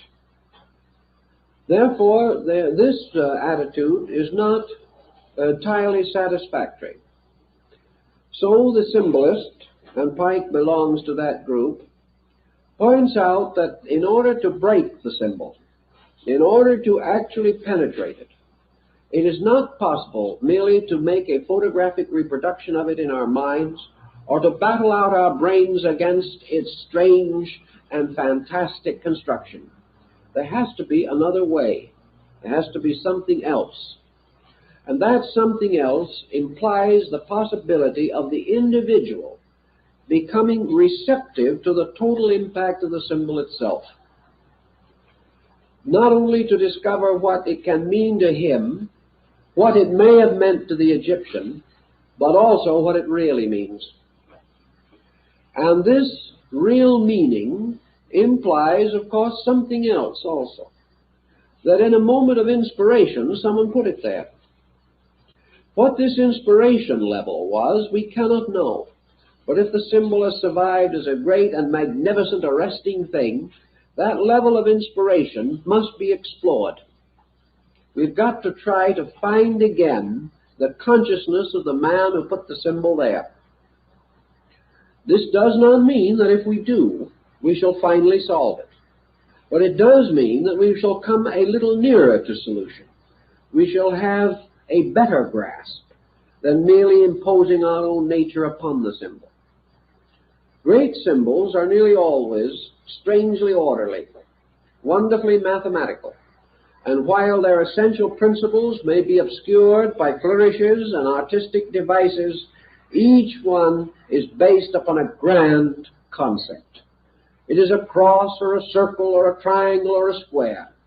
It has some tremendous basic mathematical strength, or perhaps numerical arrangement by which it has a strange and deep meaning. There is a pattern there. There is always an orderly progression of things.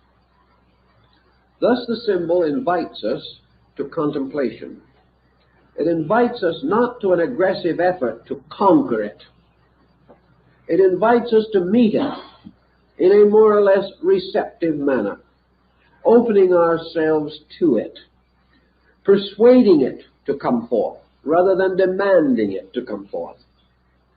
It also must free us in some way from our own eternal resolution to read into that symbol our own meanings, or the meanings of our times, or the ethics of our times, or the morality of our times.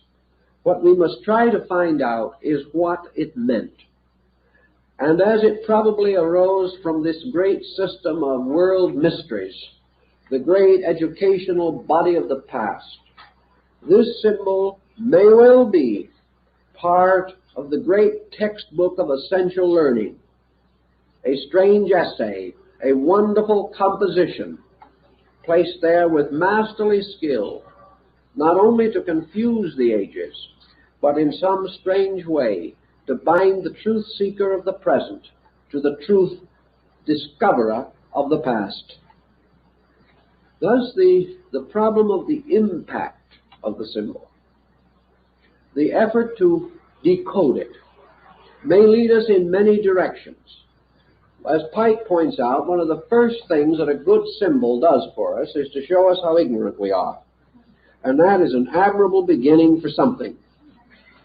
It suddenly reminds us that the common knowledge that we have is not very valuable in an uncommon situation. It further also reminds us, if we think a little more, that the common knowledge that we have has very seldom been sufficient in any situation. That we are dying of okay. So information leads to knowledge.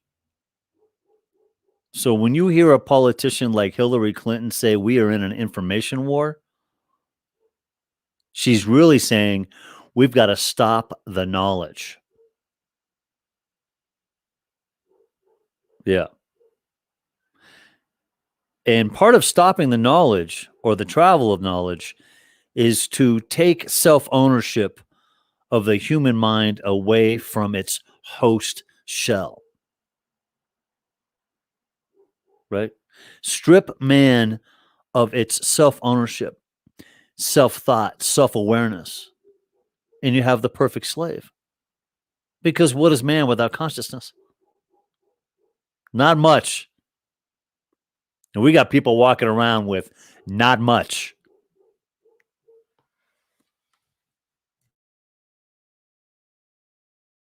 of our common knowledge, and that unless we do something about it, we shall continue to die. Thus it behooves us to explore the symbol. And the moment we start on it, we are dedicated to the great course, the study of primordial man and his search for light. We must, to a certain degree, have the same experience which Pike himself had. Drawn into Masonry by the rather natural circumstances of the time, he became aware that he stood in a great palace of symbols. Gradually it dawned upon him that these symbols were the soul of something, that this organization which he had joined was not merely a body of persons tied together by dues. It was a symbol of something. It was something that tied into a challenge that could only be solved in one way, and that was by the attainment of universal enlightenment. That symbol would always be there, pointing a strange, abstract, accusing finger. And the powers that be have no desire, zero desire, to share that knowledge with you at all. At the individual solemnly pronouncing his ignorance until that symbol itself was completely and entirely unfolded. And to search through these symbols is a very valuable experience for persons in practically every walk of life, because this temple, with its numerous and wonderful tracings, is only a miniature of the great temple of the heavens, the temple of earth, the temple of the world, upon the surfaces of which are innumerable wonderful patterns, designs, and figures. Men must read these figures and live, or remain ignorant of them and die. Life is just that simple. Either man must solve the riddle of nature, the riddle of the great Sphinx that sits forever on the threshold of the unknown. Man must solve the riddle of himself or die. He must solve the riddle of universal law, achieving an obedience which will enable him to live, or else he will die. He must either find the great principles which underlie all forms and appearances and cling to those principles, or he will not find them and he will perish for need of them.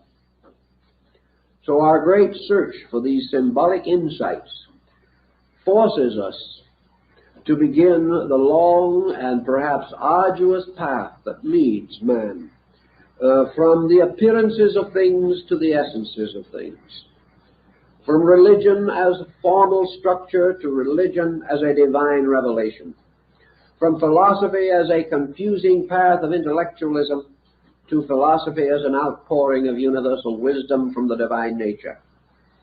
These paths must be followed in the search for truths. And in the following of these paths, one by one, the superstitions and fallacies of man fall away. We discover truly that we cannot go far in the world of serious scholarship without feeling ourselves drawn more and more closely to the human need. We cannot search into the great origins of our knowledge without gaining a greater respect for persons of all places and types. The symbolist seeking to find the answer no longer lives in a world of believers and unbelievers. He no longer belongs to a world of those of the true faith and pagans and heathens. He lives in a world of individuals, each of whom is tracing the symbols of his faith and trying to find at the source of those symbols the certain and sure fact which is the root of faith. Thus universal knowledge gradually opens. And in every field of life we use the symbols of our trades and our professions as ways of discovering the nature and substance of ourselves. Arts and sciences are of very little value if merely accepted for themselves. But if each is represented and recognized as the pronaos of a temple, a gate leading into an inner sanctuary of greater knowing, then even the simplest things that men do become emblems of the deepest things men seek. Thus the body becomes the emblem to the physician, the course of the blood, the structure of the muscles, the arrangements of the bones, the chemistries of function. All of these things are symbols of universal truth. To the architect, the laws of building become the symbols. To the painter, color, form, organization become the symbols. To the musician, sound, notes, keys, scales. All these things become the emblems and symbols of universal knowing. For everything men do is symbolical of the one thing that man is trying to do, and which he goes about so awkwardly and so often with such profanity of spirit. To discover these emblems, to unlock their secrets, then causes man to begin the long journey, the great journey into homelessness, as Buddha called it. This journey that goes on and must leave behind by degrees everything that has been established as a fixation, as a point, as an inevitable. One by one we outgrow our own ultimates. One by one we pass beyond the smug certain boundaries of our own particular worlds to go out into homelessness, to go out into this state which is seeking only truth, and which cannot find this final form in any place along the path, but must rest a while with some opinion and doctrine, and then pass on into the wilderness again, seeking for that which is beyond words or description. Thus approached, the symbol becomes a tremendous dynamic, a way of leading all human beings into causes and paths of personal growth. The moment, for instance, that we take the sacred literature of the world and we look beneath the surface of it and we accept scriptures, writings of this nature, as great works of symbolism, rather than as historical works, we leave the smug fireside of the historical home ground and go into homelessness. We go into wandering. We go into an unknown world in which perhaps there seem to be no guideposts at all. But actually, we cannot help it, for the simple reason that no matter how sincere we may be, we must ultimately find any pattern of beliefs too small to allow for the growth that goes on in ourselves. Now, when we say that we pass on from one level of symbolism to another, Pike points out to us also that these levels do not deny each other. The fact that we have outgrown a symbol or left it like some dead seashell along the shore of life's great ocean does not mean that that meaning we have left behind is untrue. It means, however, that it is incomplete.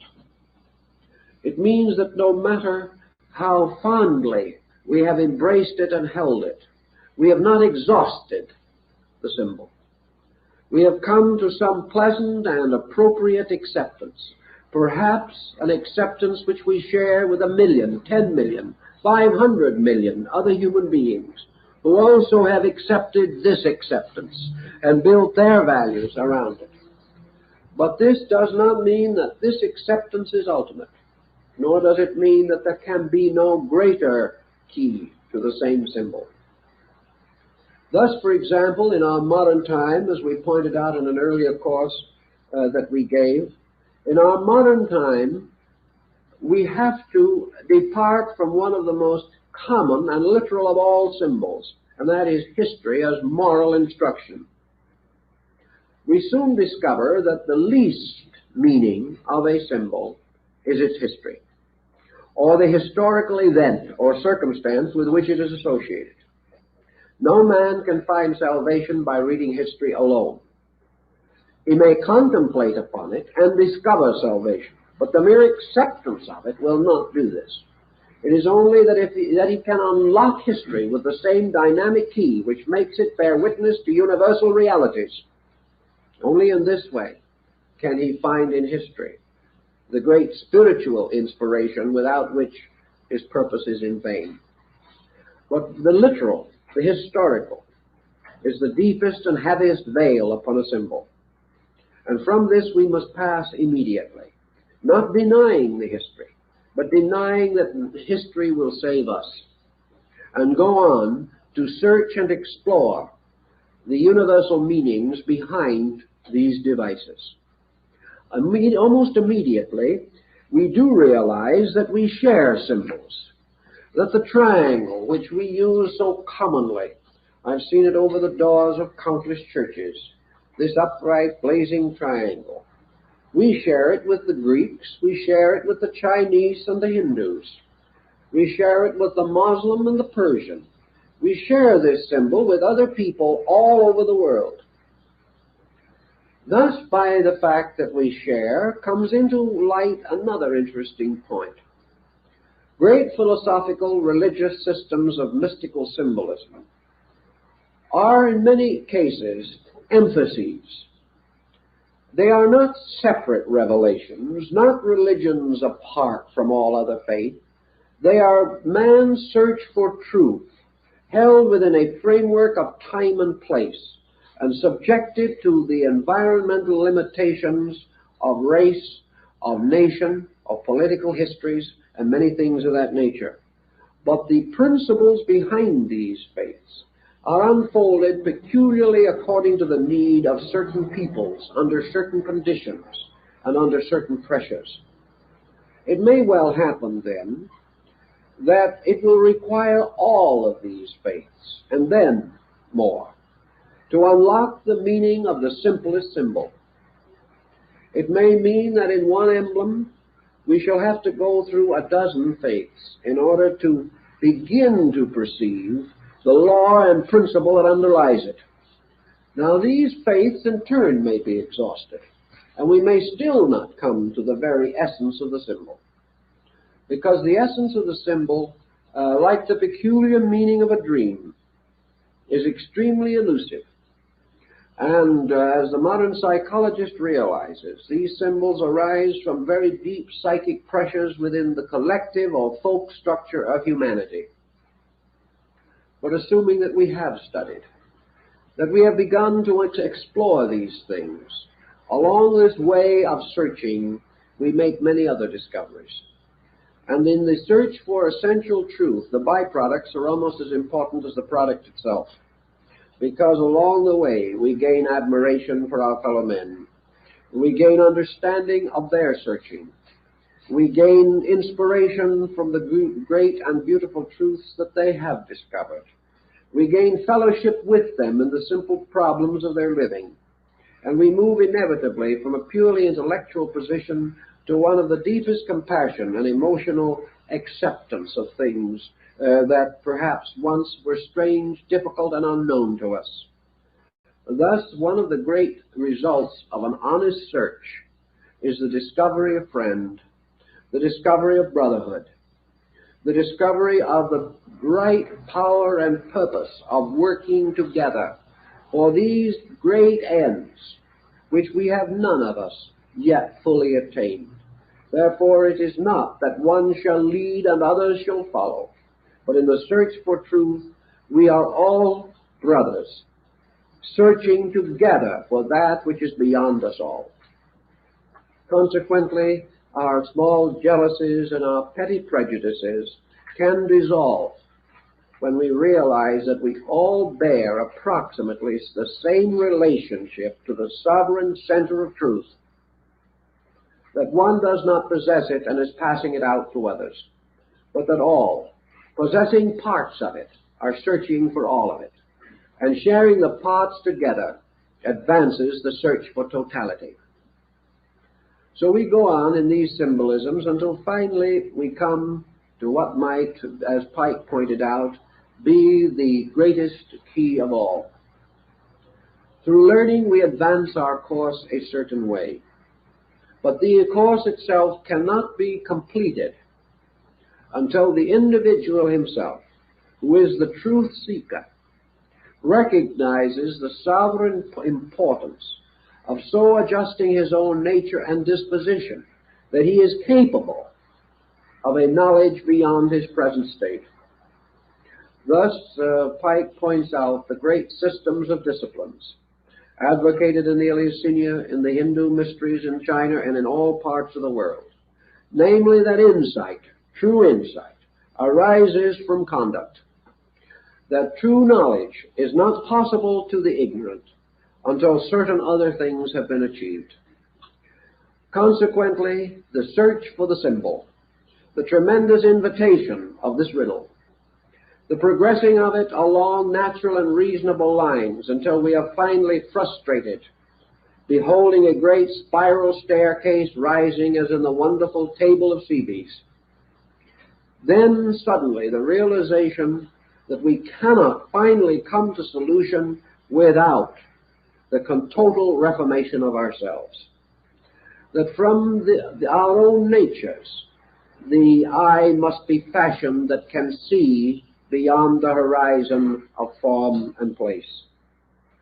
Thus in the Egyptian rites and in the Greek rites, the seeker after truth had to carry the small lamp of his own attainment when he examined all of these strange cuttings and symbols and pictures and devices.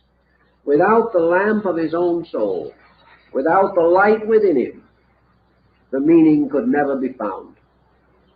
So we come back to the simple concept as taught by Jesus and Buddha and many others, but with a new meaning, a new degree of value, namely that the truth seeker, in order to attain, must place himself under the laws which he seeks to understand. Until he makes this personal consecration or dedication of his own nature, he cannot have the insight necessary to see. So in the great structures which use these symbols originally, discipleship always preceded acceptance into the mysteries. Albert Pike gives us quite a detailed description of the great rituals held at the time of the Eleusinian mysteries in Attica in Greece. These were the state mysteries. They were the mysteries which citizenship in Greece permitted the individual to attend. Those who were born citizens, free-born of Greece, men and women, were permitted to be initiated into the Eleusinian rites.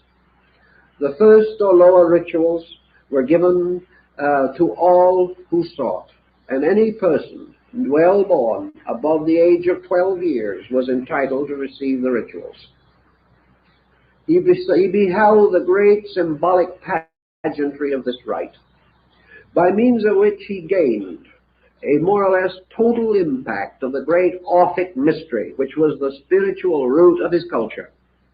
Because everything that was Greek art, Greek music, Greek literature, Greek philosophy, and Greek religion arose from this great core of the Orphic revelation.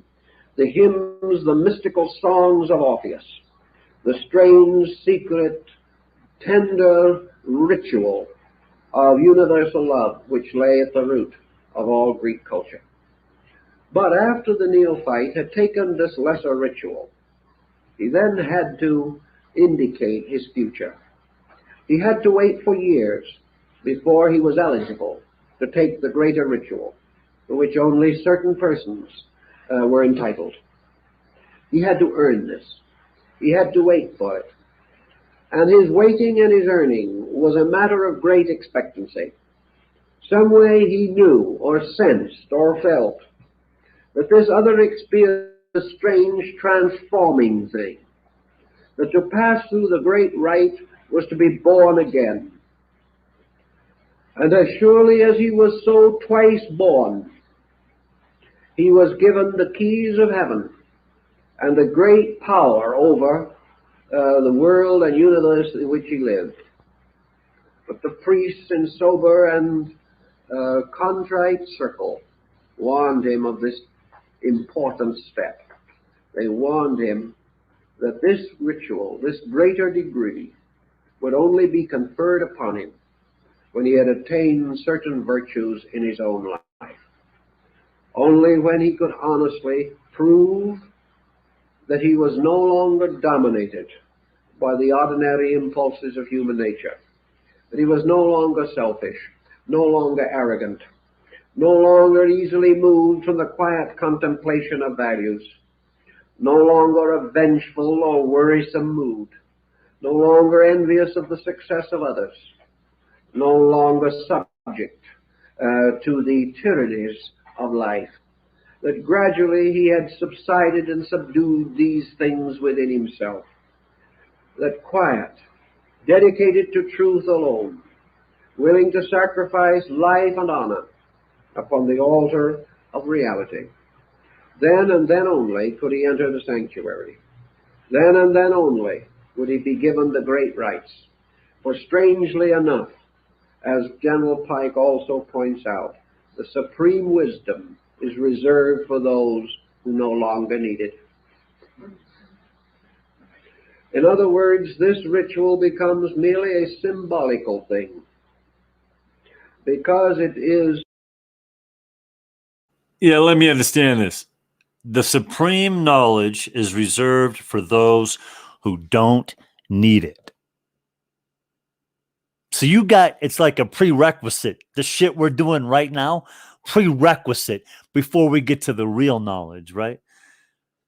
How high, I mean, do we got to ascend, right? That's a level of ascension, right?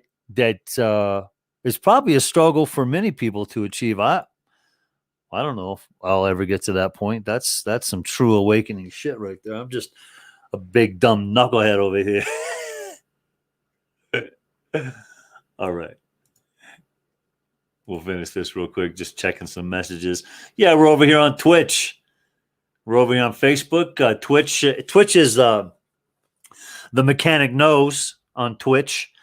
On Facebook, we're over here at Good Citizen Reigns. And I think I'm hanging out in a couple groups over there.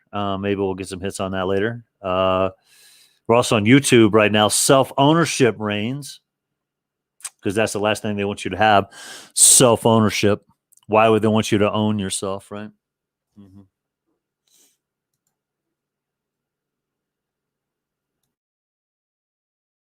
By the path leading to the symbol that man gradually discovers its meaning.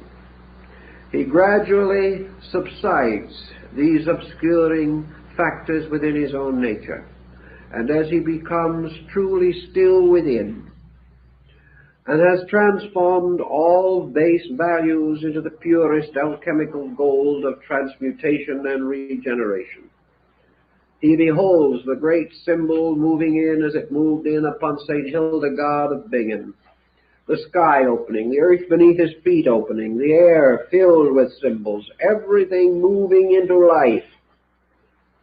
And by that time, his own cleared insight shows him the kind of world that brings him to his knees in absolute admiration of the ineffable beauty, sublimity, and divinity of even the simplest form of life. And General Pike says there's not the smallest bird that flies in the sky, and he was very fond of birds, that does not clutch forever in its talons the silken thread of universal truth. In other words, it is inseparable from nothing. Nothing can be divided from it. So when the neophyte, having passed his test, having become wise in the wisdom that is not of this world, having gradually subsided and subdued all these false pressures within himself, is at last brought into the presence of the symbol, the mystery of which he sought to penetrate. And coming into the presence of this symbol, he is no longer in the presence of a question at all. He does not say, now I know what it means. He does not say, this line means this, that line means that, and where these two come together means another great and vital point. I am overjoyed. Now I will go home and live with my symbol. He does not say anything of this nature, because as the Eleusinian initiate learned, when he comes into the presence of the symbol, like Akhenaton before the great hand-rayed sun disk of the Aton, he looks upon it. He sees no longer a symbol. He sees no longer a device. He, as the ancient said, he sees merely the blazing form of God. All symbol ends in the fact that that symbol is a veil over the face of God. He is no longer interested in an answer, because the answer blazes into him. He is in the presence of the ineffable. He is in the presence of a thing that has come to life because he has brought himself to life. And he stands thus in the presence of the All-Radiant, and falling on his knees, he does not ask, he worships. And when he has achieved to this point, he has solved the mystery of symbolism. All other things must precede it. He must remove the veils one by one, that behind all veils of form, of words, of thought, of meaning and idea, behind the last of these veils is the great face of the ineffable.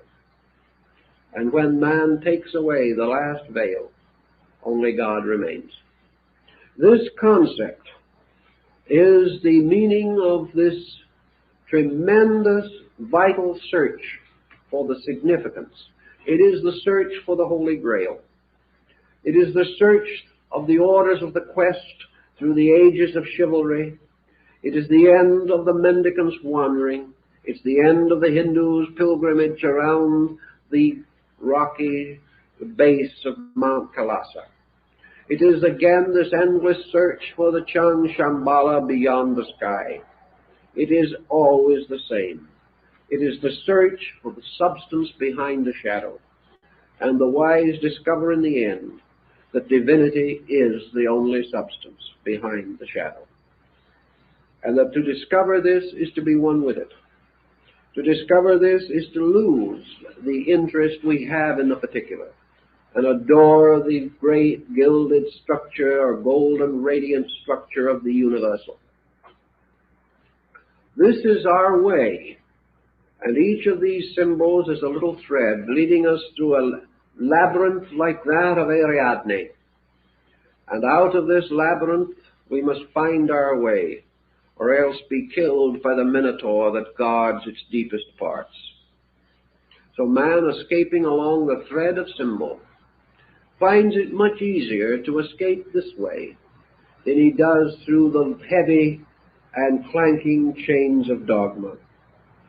He finds that dogma does not open him, it closes him. He finds that explanations, as commonly given, do not open him, they close him. The only way explanations open him is when he realizes that this is an explanation, but we must continue on for the explanation. We must find the name of the symbol, and when we receive that name, we discover that its name is namelessness. It is a very critical and difficult thing for us to understand. But names disappear in the substances for which they stand, words in the ideas for which they are but symbols. And the world as form, the world as idea, the world as thought, the world as symbol vanishes in the world as God. This was the wisdom of the ancients. This was the old path. And this is the path that General Pike sought to re-engrave upon the hearts and souls of those who followed in his footsteps in the pathway of the degrees of the Scottish Rite of Freemasonry.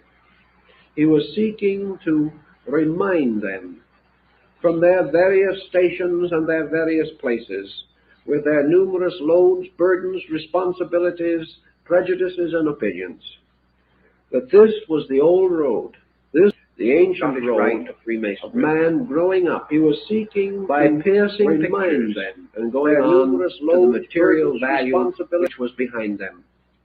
That all these pictures are actually part not of man's knowing truth, but of man's becoming truth. That the end of the symbol is that man himself, as the great symbol, shall unfold. That every symbol invites man to grow from within his own nature, not merely by interpreting it, but by experiencing it. And as his disciplines increase, his vision increases also. Now, one of the simplest of all disciplines is scholarship, because it orders the mind, it makes things regular and reasonable. It usually dedicates the individual to some cause beyond wealth, for most scholars are proverbially poor. It causes the individual to create dedications that become very important to him. And also he gains a certain self-discipline by which he is able to advance further. Thus, through scholarship and through attentiveness, he strengthens resources. But he also comes then to another veil through which scholarship cannot pass. So at the proper time he must cast it down, preserving only to himself the power of self-control which it has given him, and go on into another kind of dimension of experience, in which everything that he has seen from afar comes nearer. Everything which he has seen through a veil darkly, he may contemplate face to face. And this way the symbol strangely draws him on. It is like Goethe's eternal feminine that draws man ever across the great abyss of illusion. The symbol is therefore quite truly the great ornamentation of man's great temple of ethical growth. It is an eternal testimony to his need and an eternal doorway to the fulfillment of that need. Pike would then not be incorrect when he said that the great wealth of a society or an organization lies in its symbols, that these are its locked soul, and that these symbols can not only unlock them themselves, but they can unlock the souls of those who seek to understand, and therefore bridge this strange and incredible interval between appearances and substances. Thus, in the world of symbols, let us be mindful, and let us also recognize the importance of finding that in the end we may say, now I know. And then if we are asked what we know, we must answer, I do not know. This thing that is found as a total experience. It is not a discovery of a particular, but the tremendous impact of a universe opening, blazing its eternal splendor upon our consciousness, and drawing us once more into the solemn and sacred union with that eternal value, that eternal life, that eternal power, which is at the root of us. So we open both the innermost and the outermost, and we open the furthermost with the innermost. And as we unfold the utility, the mystery within ourselves, we see its blazing likeness unfolding in the symbol before us. This is the great concentration symbol, the great mandala, which locks the world. At the end of the quest, man coming finally to know, discovers not that he knows, but that he is. And in the attainment of becomingness, all mysteries are solved, all secrets are unveiled, all riddles answered. And these riddles are all concealed within the mystery of the divine mind and the divine spirit. And the symbol is the path that leads through itself to that which is beyond human comprehension. I think that is a fair statement of General Pike's opinion, and I think it is very well worthy of our thought and consideration. And we will continue our study of his work next week.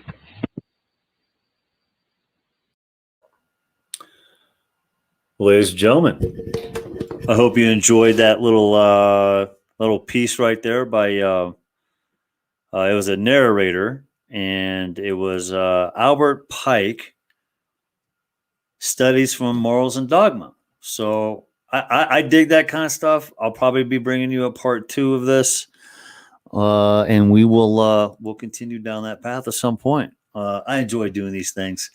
So today we excelled a little bit. I got a little deeper into the platforms. We have now broken the walls, and they're live over at Twitch.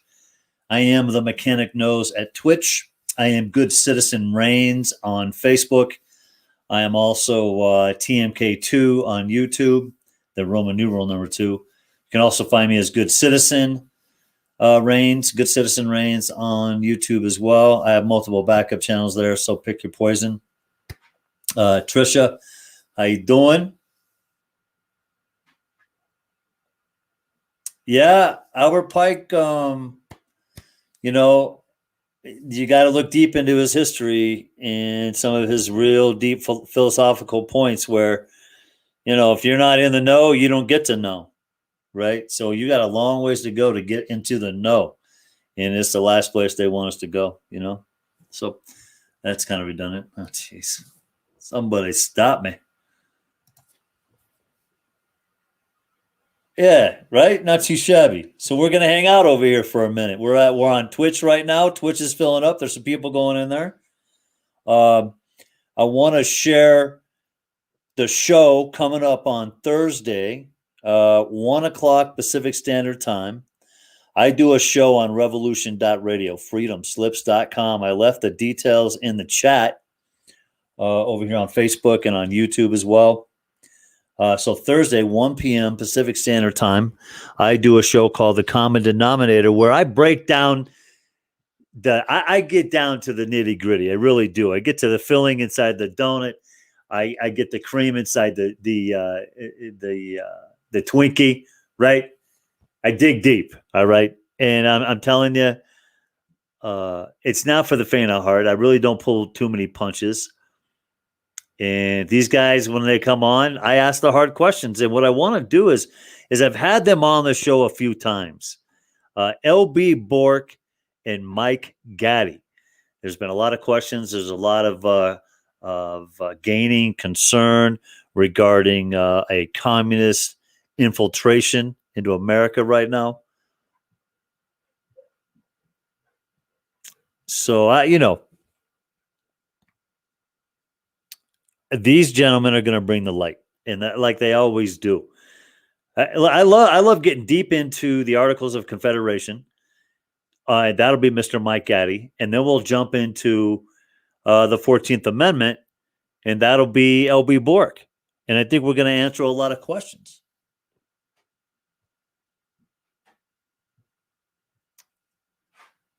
That's all I'm trying to do, Charles. Just trying to get the information out. That's my goal. It seems like people are coming in and out of here, and it is the middle of the day on a Monday. I am going to go handle some affairs here, and we will probably do another live tonight. I'm really stoked about being on Twitch right now. I thought Twitch was a whole lot more complicated. This is easy peasy right here. This is easy peasy for a knucklehead like me. My skill sets when it comes to technology, very minimum, very minimum. I just happen to have a big mouth and a wealth of knowledge, but my technical skills, probably use a little help, huh? Yeah, well, look, the only way we get rid of monopolies is through Congress, Rumblefish. Monopolies, that's a big bonus in a capitalist society. So that's going to be an uphill battle.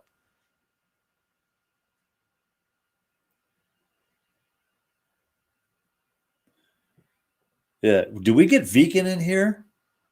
I think Vegan was in here at one time, right? Yeah. Make sure we reach out to Vegan. And we'll get Lori in here. Global Watchman News, we'll get them in here. Robbie D. So pass the message, get everything out to everybody share, like, subscribe on Facebook, share, like, subscribe on YouTube. And I will continue to bring you guys more knowledge.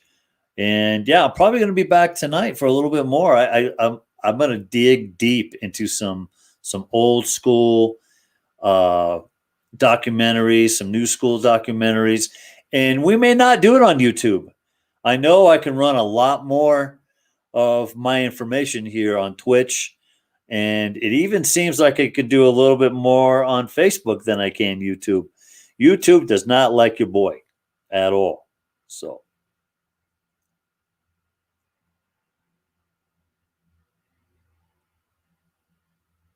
this is I see that. I see that, Aiken. WD and Irish. This is live. We are live currently. Thank you for tuning in. We're just working on building a following here on Twitch for the first time. I go by The Mechanic. I do a radio show on revolution.radio, freedomsips.com.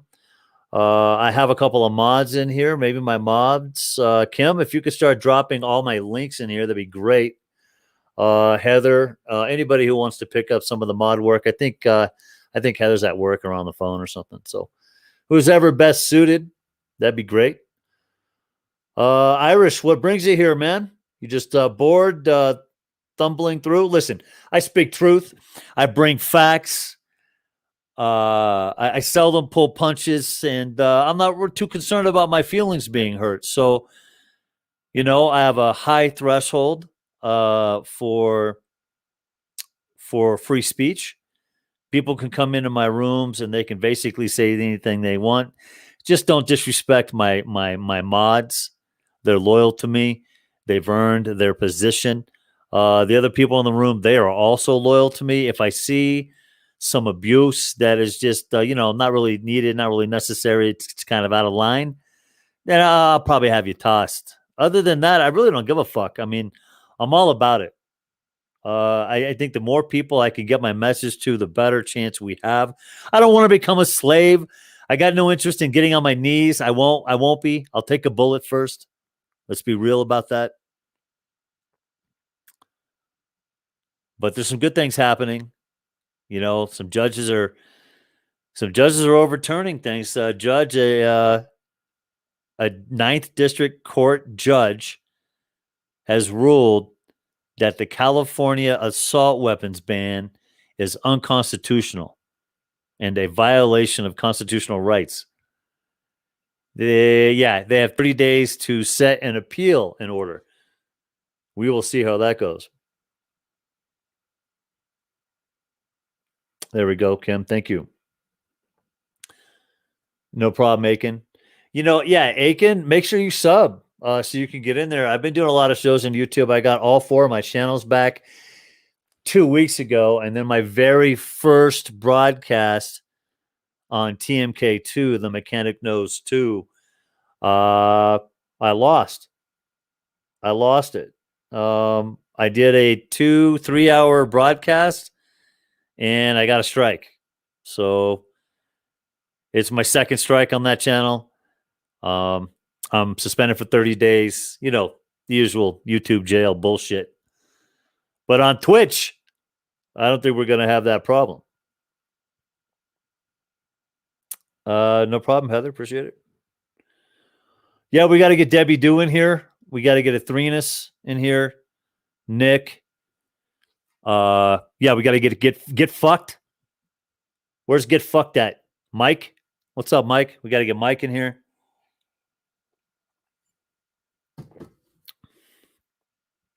Yeah. So we'll grow the audience over here at Twitch. And I haven't got about you at Facebook. I definitely want to grow. I got, just over 600, maybe 650 followers on Facebook. You're hearing this video. You want to hear more of me? Get over to Twitch. Get over to Twitch because I'm going to drop a lot more content on Twitch. I could see how easy this is on Twitch, and I'm not going to get censored for my message. Yeah, get on over. Get on over, right?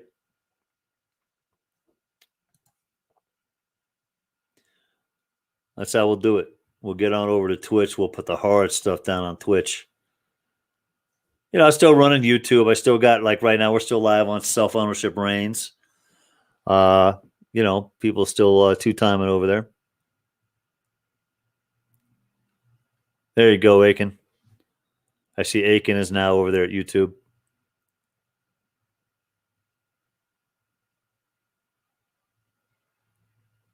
It's true. Yeah, Aiken, very little censorship goes down on Twitch from what I understand. Is that true? I'm going to have a much better time there. So, yeah, I will try to draw as many people as I can over there.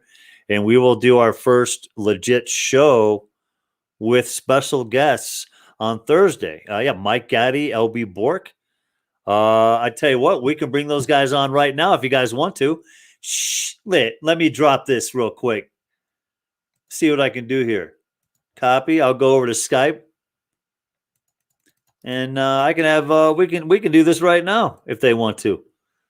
Let's see. I'm live. If you want to do a little promo for this Thursday, introduce yourselves.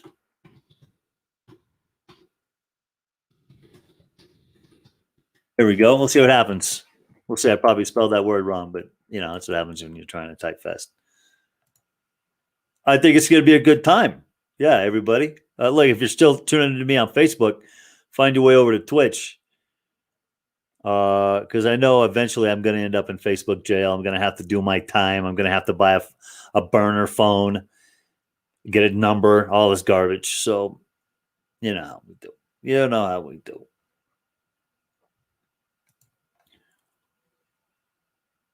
Yeah, where's Sarah Lerner at? You'll get Sarah tonight? Okay, cool.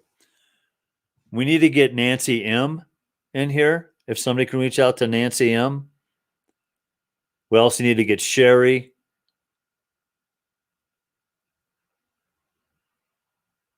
Hey, Irish. Hey, no problem, man. Thanks for cluing in and like, share, subscribe, all that good stuff. I don't know how. What do you say on Twitch? What do you make sure you twitch when you before you leave? Make sure you twitch. I don't know if that's good advice.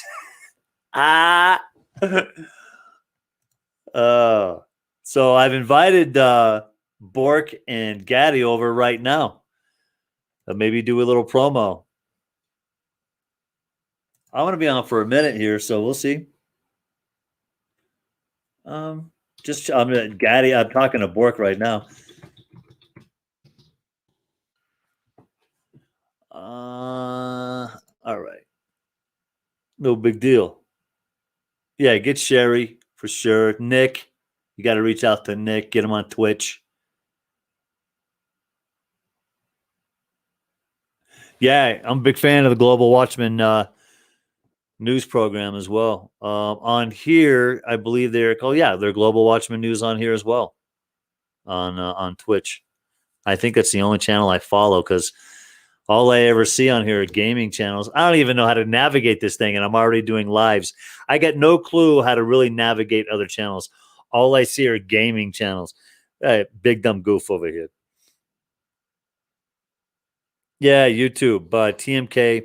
No, I'm on YouTube right here. I got everybody on YouTube. Hey, Sarah Lerner has made it into YouTube. Welcome. Yeah, here's that Twitch. I'll drop that Twitch one more time in the YouTube. So when people watch this after the fact, they'll be able to tune in. There you go, Northco. There's that Twitch. Sarah, there's that Twitch. Trisha, there's that Twitch. Huh? Get the Twitch, huh? We're all over at Twitch, twitching. For fuck's sakes. Yeah,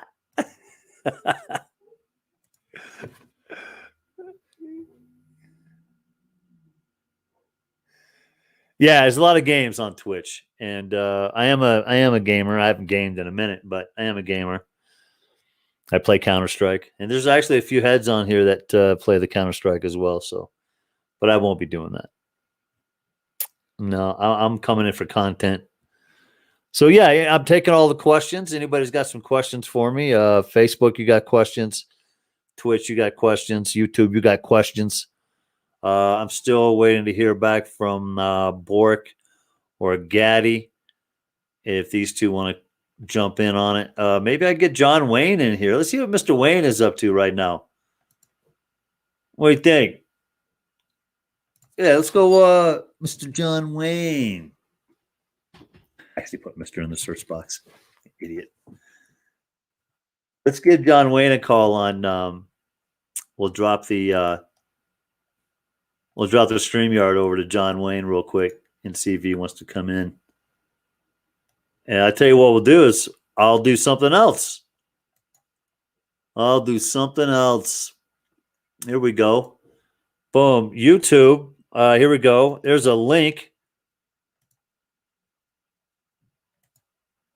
There you go. To StreamYard. So panel up. Aiken, anybody. Trisha, Sarah, anybody. Northco. Kim.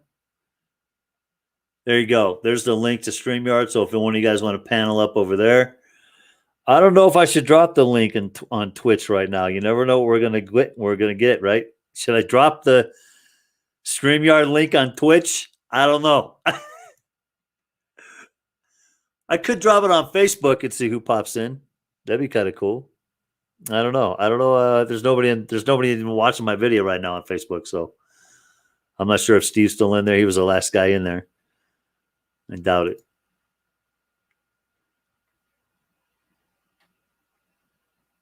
Yeah, I think this is insightful information. I think this is the type of information we need to be watching. We need to be listening to, and we need to be aware of. Hey, getting a little boost right there.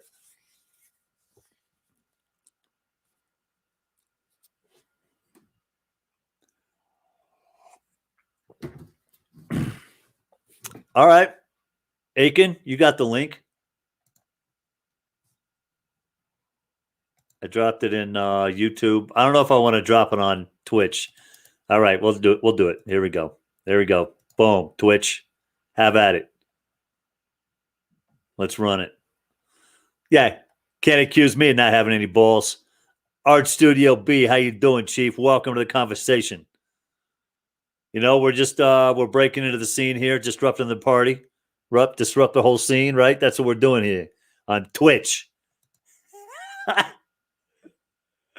Good shit. Yeah, let me get some music on in the background here. I got that copyright, that patent, that royalty-free blues that I found. It's beautiful, and it didn't cost me a dime, but I am going to donate to that guy. And I don't call that a cost. I call that a benefit, right? Yeah, let's get some tunes on in here, right? Dang. Yeah, there we go. A little something. It's a little quiet. It's a little quiet in my house right now. Been talking to myself for too long. All right.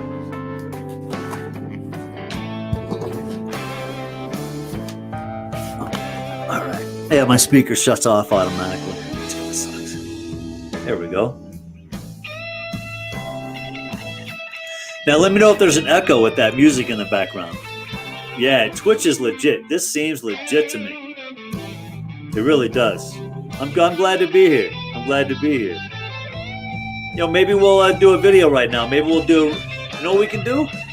I'll tell you what we'll do is we'll run a blast from the past, right? What do you guys want to do here? What do you want to see? You want to see some Esta body camera footage on Twitch? Why not? Yeah? You guys want to see some Esta body camera footage? I'll play Esta. I mean, most people on Facebook that used to follow me have seen it already, so.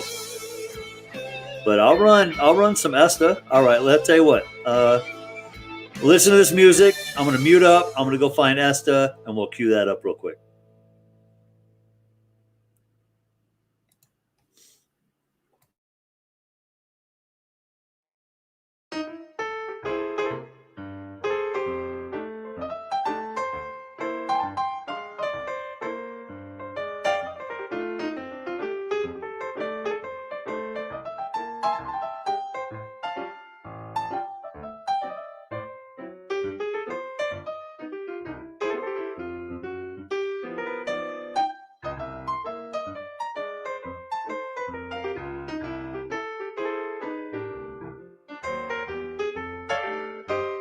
You know what we're gonna do? We're gonna bring in the Civic Center. We're gonna drop the body camera. We'll do the Civic Center. We'll do the Civic Center body camera footage. That's what we'll do. There we go. I like that better. How we doing? We got a couple of guests here. We got Kim and Aiken. Welcome to my broadcast. First time. This is the first time you've been on the broadcast with me, right? It is, yeah. On my show. On my channels, anyways, yeah. All right, let's see what I can find. How's that music coming through? Is there an echo at all? No, I'm not hearing one. Sounds good, huh? Nice. All right. Let me see. I got officer number 1. We'll do the Civic Center body cam with officer number 1, where Brian Wheeler loses his shit. Those of you new to my channel, you're about to see why Mono County sees me as a big pain in the ass. Example, evidence number 1. Here we go. Let's see. Put this over here. By the way, Kim is a mod on my channel. I just about lost my power. Okay, Wow. there we go. Power? What are you talking about? Oh, wait a minute. We got Trisha Marie. Welcome. There we go. Trisha Marie. Hello. Welcome. She is, I think Trisha Marie came over here from Global Watchman News. Yes. Yeah. Nice to meet you. So we're just hanging out in the lounge right now. I think the music is perfect. All right. So check this out. I'll kill the music for this video. I'll share my screen here. See if this is going to work. Boom. Here we go. All right. Okay. Now, a little pretext here. This is the Mono County Civic Center. This building is less than 2 years old. Inside of this building is the home of several different public officials in here. You have the county manager, you have the county council, you have the district attorney, you have public health. You name it, are up in this building, all right? I'm in here protesting a flu clinic without a mask, and they're trying to get rid of me. The county health director. All right, let's run it. What's up, guys? Hello. Am I being detained? Nope. So they said we no longer have the flu, and you're here giving flu shots. Hello. I'm just saying, you're in a building where they're giving flu shots, but we had an administration tell us that the flu no longer. I'm just hoping to get answers from somebody. I want a person of authority to tell me if the flu's no longer here, why are they giving shots? This came out of Dr. First mouth, in my opinion. I'm sorry. So, guys, what are you doing here? We were called here because it sounds like they actually leave and not wearing a mask. Right. Is there a law that I'm recognizing? I'm not what I'm going to enforce at this time, okay? Is there a law that I'm recognizing that you're aware of? I'll refer to what he answered. So it's kind of a sticky, it's a tough situation, and since we got everybody involved here, it puts law enforcement in a real bad. It does, and I hate to do that to you guys. No, and I understand. Just like there's protests and things over various topics across the United States that are happening right now, and the response from law enforcement is tough on both of them. Can I get you to do it for yourself? Sure, my name's Sergeant Glass. And my audience knows this is me. Officer Reynolds. So it puts us in a tough position. There's questions on the legality of certain things. And one thing I will do is I will ask you to leave. I'm not going to use force to forcibly remove anybody because I don't believe that the situation. I'm not here to harm you. No, I understand that, and I'm just letting you know where I'm at, and letting everybody else understand where I'm at. I'm not going to forcefully remove anybody over a law that. Oh, there's no law. Let's address that. Don't get twisted. Right. They're trying to give me. First of all, not a single one of these individuals has any authority over me. And quite frankly, until I break a law, I disrespect not to do anything. You're correct. Okay. Until I break a law, you have no jurisdiction over me. All right. So just to be clear, respectfully. All right. Now, you want me to remove the building for not wearing a mask? No, you're asking them to wear a mask or. No, you're telling me to leave the building for not wearing a mask. Why are they here? Because you refuse to put on a mask. Right. They're here to enforce law. You are wasting these people's time. Although I have a question for you. Sure. Are you recording us? I am, absolutely. Okay, you never let us know that you're recording us. I don't have to, California. So, furthermore, when you show me a law or a statute, I'll leave. That's how peaceable a man I am. I will obey the law to the T. Why do you think I'm not in jail right now? 2 years from 50. I've been doing this for 10 years. Never been arrested. Are you doing something down here today? I'm not leaving this I'm doing, building you know, until she push-ups. gets So if you Because I want think- push-up, Well, I think what might resolve this is if everybody just, if there's nobody out here to engage with him, he's gonna leave. You know what I mean? yeah. So I don't know if he would be willing to just like, we can talk to him, but he's not gonna leave. As long as people are engaging with him, it's gonna keep going. You know? So. Yeah, I recognize you. Yeah. Yeah. The governor doesn't write law. The governor does not write law. The problem is I don't have a law that cite. There's no law. Oh, well, you got proof of claim for that? Now, that's slander. You want to accuse me of coming in here and affecting you. That's slander. You got proof of claim? You got proof of claim, Chief? Let's go down that road. I'm down I'm here. gonna tell him the same thing that I just told you. Yeah. Good room. I'm just getting started. Call him. Call the sheriff himself, the snowflake. She's been castrated. Because she doesn't respect the Constitution. If you don't engage, it'll resolve itself. Ready to snap him senseless. He's down there harassing people. And if he's not removed, I will make other calls. You can make whatever calls you want. We don't have a problem with that. Right.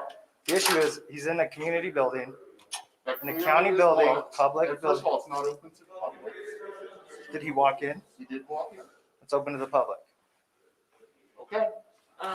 You get kind of where we're at though, because it's very hard for us. Kind of where I'm at.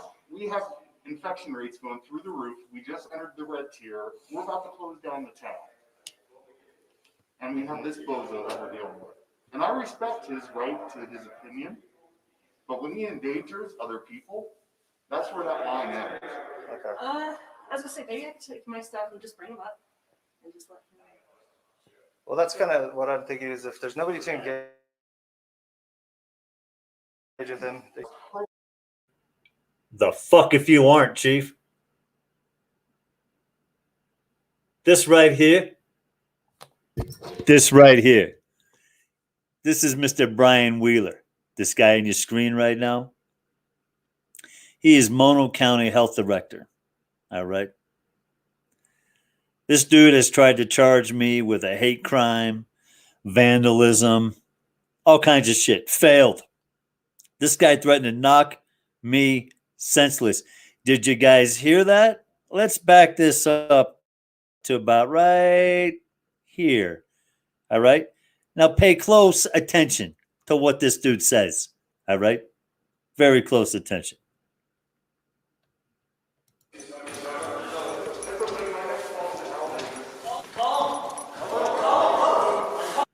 My next call is to Al Davis. Al Davis is the chief of police. I don't know if he was trying to intimidate me there, but that completely failed because the chief already had carnal knowledge of my ambition. I called the chief, the DA, the sheriff, the board of supervisors, and I told them all, you'll be getting to know me real soon.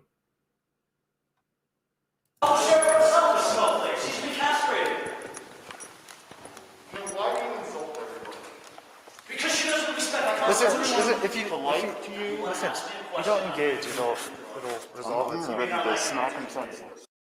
Listen, you don't engage, it'll resolve itself. Ready to snap him senseless.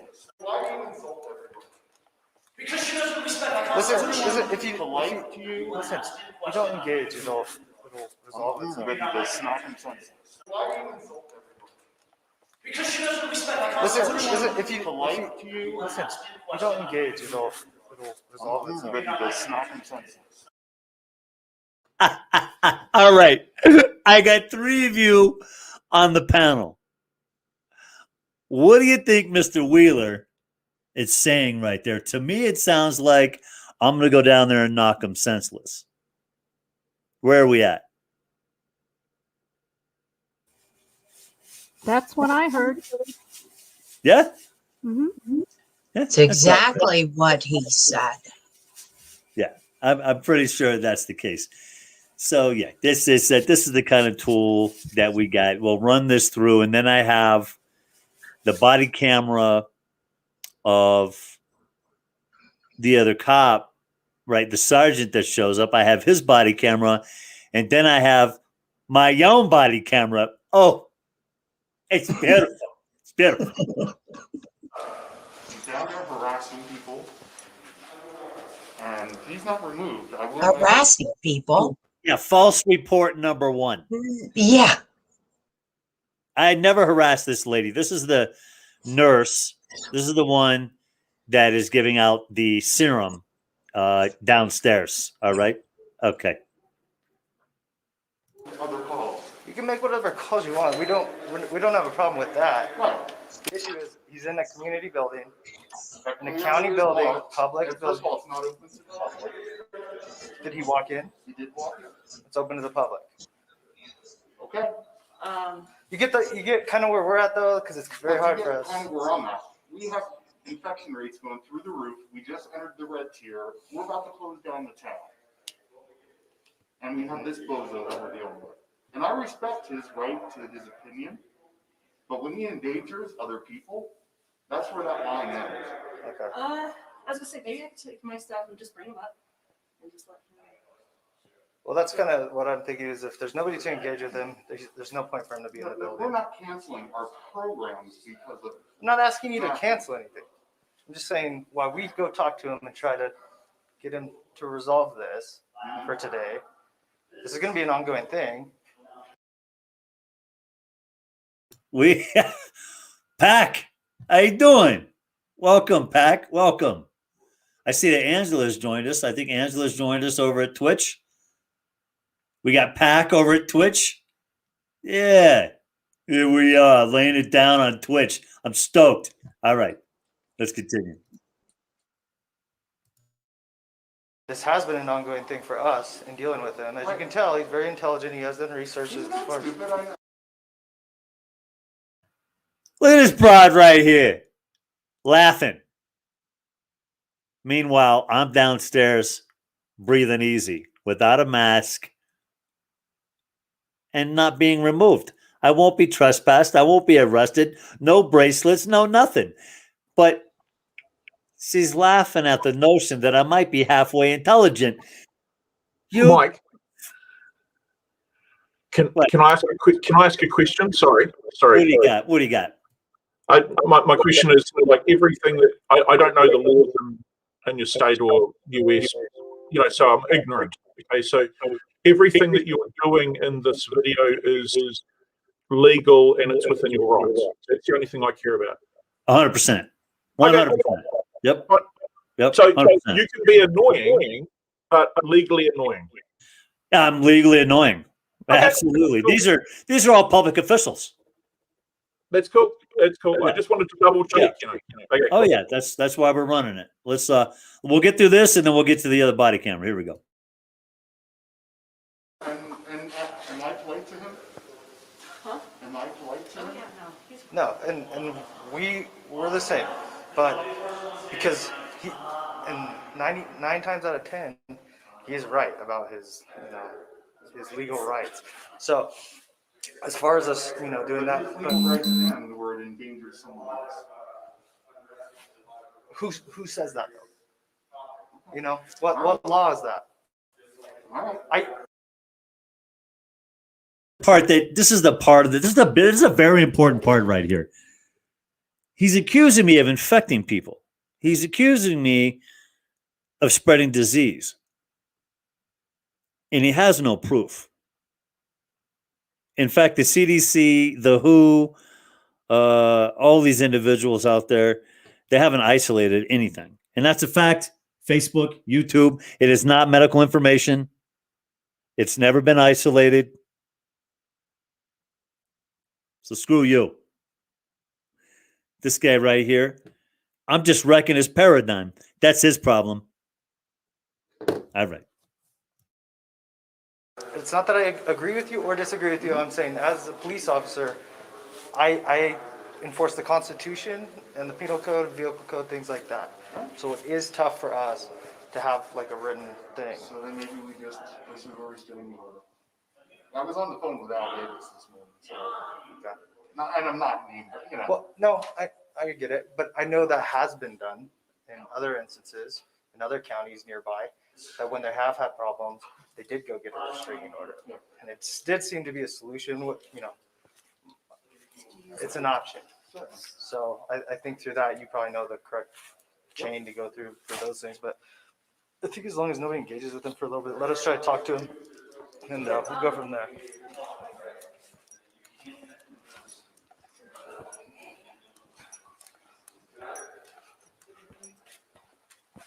So, like I said, I believe this was a wrap. They wrap up the suggestion site, poison offering, all of it. Yeah, go look at the video. It's really fun. Dr. First gets on stage, behind, you know, she's not even in front of the podium, and she says, because we no longer have the flu, everything is COVID. I think it's a bizarre statement to make to the general public that you no longer have the flu. And then they're advertising flu clinics in town. So I got a question. I'm looking for Dr. Good when I got here, but he's at home with Bishop. And fortunately, because of COVID, there are no other officials in the building. It's a shame. It's just really convenient. So guys, I'll be right here. The one thing I regret about this particular image right here is that when these guys leave, when these cops leave, and I stay, I did not get to look at the facial expression of Mr. Wheeler. And that truly disappoints me. It really does. I'm saddened by this. Anyways, all right. Okay. I don't think you need to hang out. I mean, it's your call. Does any of them have any questions? Nobody here is in No. No. We know. And you have no reason to have to show me. I have no reason to ask you. I just want to be extra clear with you guys. Sure. You guys, And I appreciate it. You need to understand what side of this I'm on, if you don't already. We do. Where's the Civic Center for flu shot? You're in it. Okay, perfect. By the way, there's no more flu, so if you're taking that flu shot, it's definitely. They don't have any questions? We're going to go make calls. We're going to go call the chief and whoever So we else no we longer got to have call. the flu, it's going to be Go ahead. pushed back. Right? So yeah, but that's your poison. Maybe the county should get a deputy down here to sit here all day. They could. I don't know. They could, but. And by the way, the mask is not required. No mask No mask required. It's set, right? All right. You guys are out? Hey, absolutely. We're gonna Good to see you leave. again, man. Keep it peaceful? Oh, for sure. I'm no threat to anybody here. Sure. I'm no threat. I'm just saying my piece before I leave. Does I that make appreciate sense? it. Thank you guys. All right. I'm in.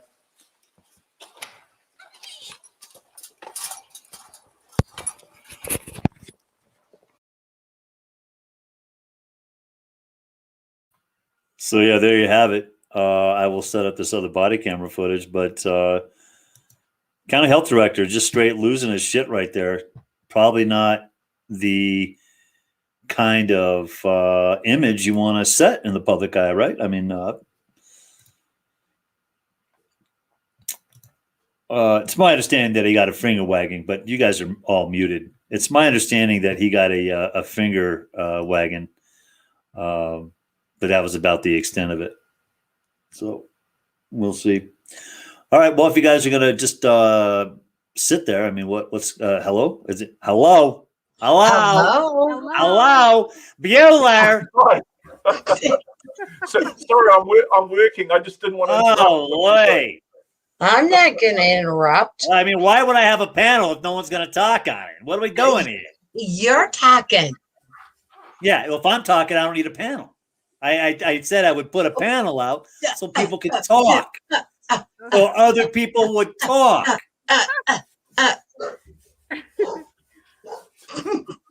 All right, so I've dropped a lot of content. I've made a lot of opinions. I played 2 videos. Go ahead, somebody take the mic. I need a drink. So just for someone like me who has only watched your show very occasionally and just coming into it, can you help me understand explicitly what you were trying to achieve by doing the protest that you were doing? and that's fine. And again, I have no problems with peaceful protest within the law. So, and even to pushing it to the extent of the law, right?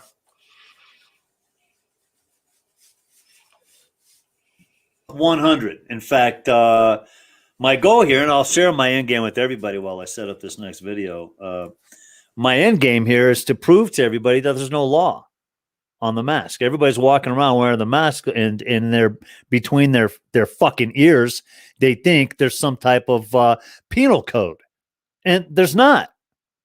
There's not.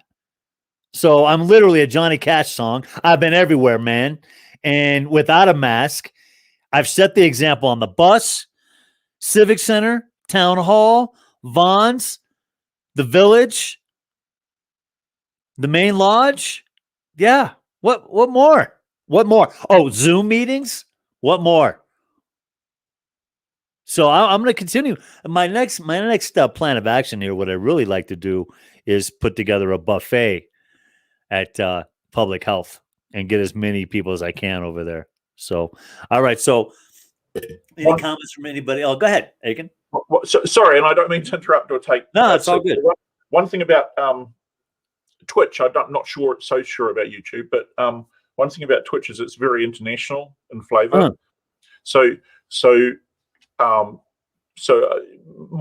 My questions are in ignorance, right? I'm from New Zealand, so the laws that I'm under are very different than yours, right? Oh, yeah, clearly. So that's where my questions are coming from.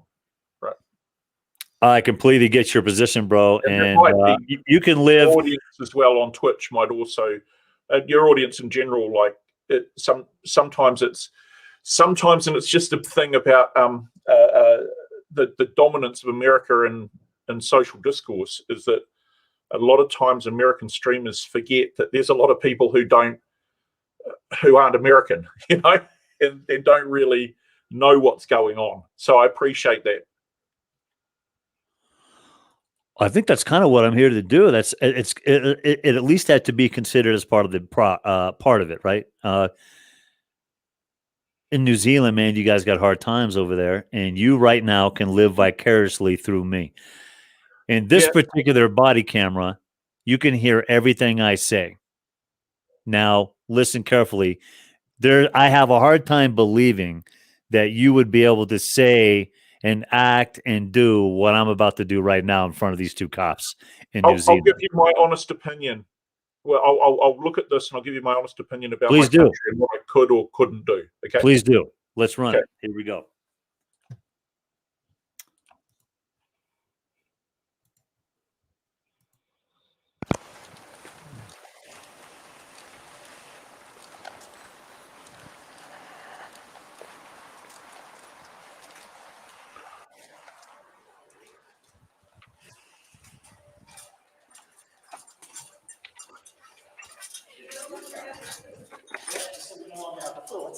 Hey, how are you? No. So they said we no longer have the flu, and you're here giving flu shots. I'm not allowed to get flu shots. I don't know what you're talking about. I'm just saying, you're in a building where we're giving flu shots after we have an administration tell us that the flu no longer exists. I'm just hoping to get answers from somebody. I want a person of authority to tell me if the flu's no longer here, why are they giving shots? That's your opinion. This came out of Dr. Burke's mouth, on my opinion. I'm sorry. I'm sorry. Yeah, you are definitely sorry. So, guys, what are you doing here? We were called here because it sounds like they asked you to leave because you're not wearing a mask. That's the whole reason we were called here. I'm not going to enforce it this time, okay? Is there a law that I'm breaking that you're aware of? So it's kind of a sticky, it's a tough situation, and you know, since we got everybody involved here, it puts law enforcement in a real bad position. And I hate to do that to you guys. No, and I understand. Just like you know, there's protests and things over various topics across the United States that are happening right now, and the response from law enforcement is tough on both of them. Could I get you to do it for yourself? Sure. My name's Sergeant Gladding with Mammoth Lakes Police Department. And my audience knows this young man. So it puts us in a tough position. There's questions on the legality of certain things, and one thing I will do is I will ask you to leave. I'm not going to use force to forcefully remove anybody because I don't believe that the situation. I'm not here to harm you. No, I understand that. And I'm just letting you know where I'm at and letting everybody else understand where I'm at. I'm not going to forcefully remove anybody over a law that Let's address that. Don't get twisted. Right. They're trying to give me orders. Over. First of all, not a single one of these individuals has any authority over me. And quite frankly, until I break a law, no disrespect, not to do anything. You're correct. You're correct. And like I said, you're not being detained. Until I break the law, you have no jurisdiction over me. All right. So just to be clear, respectfully. All right. Now, you want me to remove the building for not wearing a mask? No, you're asking me to wear a mask. No, you're telling me to leave the building for not wearing a mask. Why are they here? Because you refuse to put on a mask. Right. They're here to enforce law. You are wasting these people's time. Although I have a question for you. Sure. Are you recording us? I am, absolutely. Okay, you never let us know that you were recording I us. don't have to in California. So, furthermore, when you show me a law or a statute, I'll leave. That's how peaceable a man I am. I will obey the law to the T. Why do you think I'm out of jail right now? 2 years from 50. I've been doing this for 10 years. Never been arrested. I'm not leaving this building until she's done giving out jobs. No, you're not gonna, I do not feel like you're being disrespectful at all. Like I said when I first got here, the challenge is, and he is 100% correct in the fact that we're here to enforce law. And there is not a law on the books that I am aware of that gives me the authority to detain or cite or arrest him for anything at this point. What's that? The governor doesn't write law. The governor does not write law. The problem is I don't have a law to cite. There's no. All right. Commentary. Go ahead. At this point, he has said that the government wrote a safety order, a public order, blah, blah, blah, blah, blah. And I respond, but the governor doesn't write law, and that's a fact. That's right. Yes, there's law in this country. Legislation was passed. However, the police would probably try very hard not to arrest someone. I would say in this here, but yes, I believe I would be breaking the law by not wearing a mask in a public. I'm just going back to in this country, in New Zealand. Actually, no. You see, this is it's I've not really considered this, so this is a cool program. So according to New Zealand law, I am required to wear a face mask on public transport and flights. So it could very well be that I'm not required to wear a mask in public buildings, and I probably wouldn't. I probably wouldn't be arrested. Yeah, this is public property, so I tend to agree with that. This is public property. All right, so we'll continue. Okay. Anybody else before I continue, though? Sorry, I keep forgetting I'm on a panel.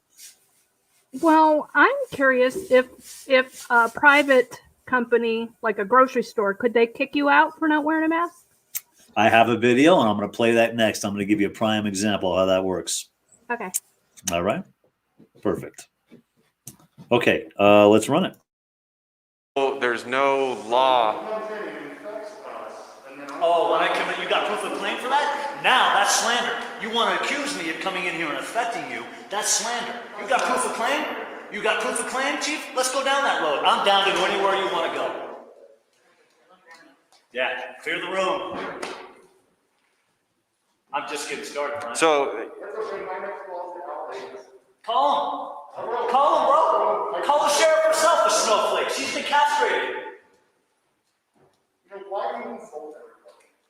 Because she doesn't respect the Constitution. You want to ask me a question, I'm giving you answers, bro. You may not like the answers you get. Sorry. How you doing, man? I'm doing all right.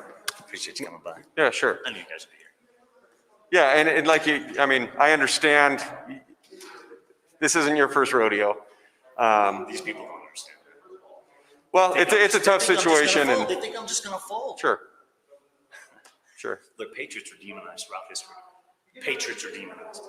Patriots were persecuted, prosecuted, you name it. I'm one of them. I'm a patriot, bro. Yeah, I totally get it.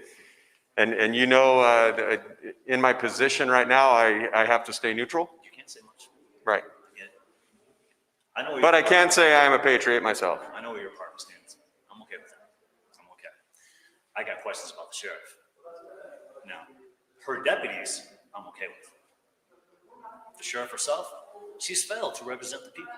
She took an oath to defend against the imperilment of the people who elected her by allowing businesses to close without the due process of law. She is guilty of a dereliction of duty. And that's my next stop. To Bridgeport? I'll be there this week. There's more lockdowns coming, bro. Lock me down, because I'll be the first one standing in line. I'm not going to be compliant to anything. I'm a no guy. I understand. I get it. And I'm just not going to comply. I get it. Like I said when I first got here, there's a lot of unrest and there's a lot of protests for various topics. And just like it doesn't matter, you know, in my position, it doesn't matter what my belief is, my personal belief. What matters is that people have the right to peacefully protest under the Constitution, and I will respect that right no matter what the topic. I have a human right to beyond the constitutional right, beyond any written authority. I have a human right to prosper, to elevate my existence. Sure. This right here is not elevating my existence. Causing me to be unemployed is not elevating my existence. Shutting down businesses, putting people in imperilment is not giving people that American dream that I was raised on. Sure. But there's always two sides to any given topic, right? You can't bend when it comes to human rights. Sure. You can't bend when it comes to constitutional rights. And I understand that. So, like I said, guys, I'm leaving as soon as they wrap up this flu clinic. That's the only reason I'm here. They wrap up this injection site, poison offering, I'll leave. Okay? Yeah, go look up the video, guys. It's real. It's out there. Dr. Brisk gets off stage behind, she's not even in front of the podium, and she says, because we no longer have the flu, everything is COVID. I think it's a bizarre statement to make to the general public that you no longer have the flu. And then they're advertising flu clinics in town. So I got a question.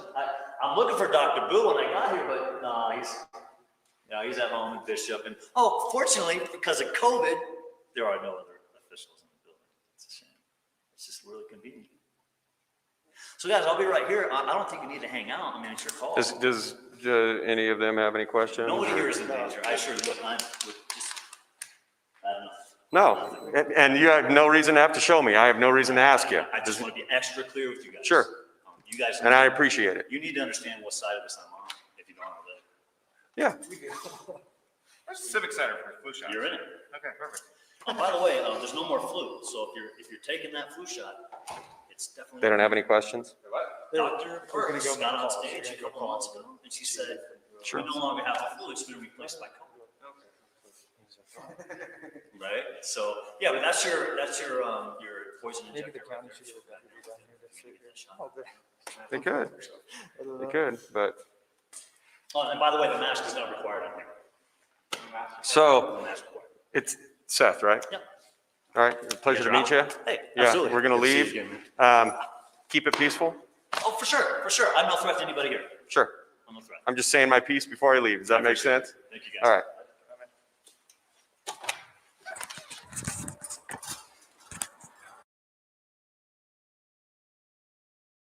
Oh, there you go. And we have been joined by Jimmy Gums. Welcome, Chief. You're a little early for Halloween, bro, but Priceless.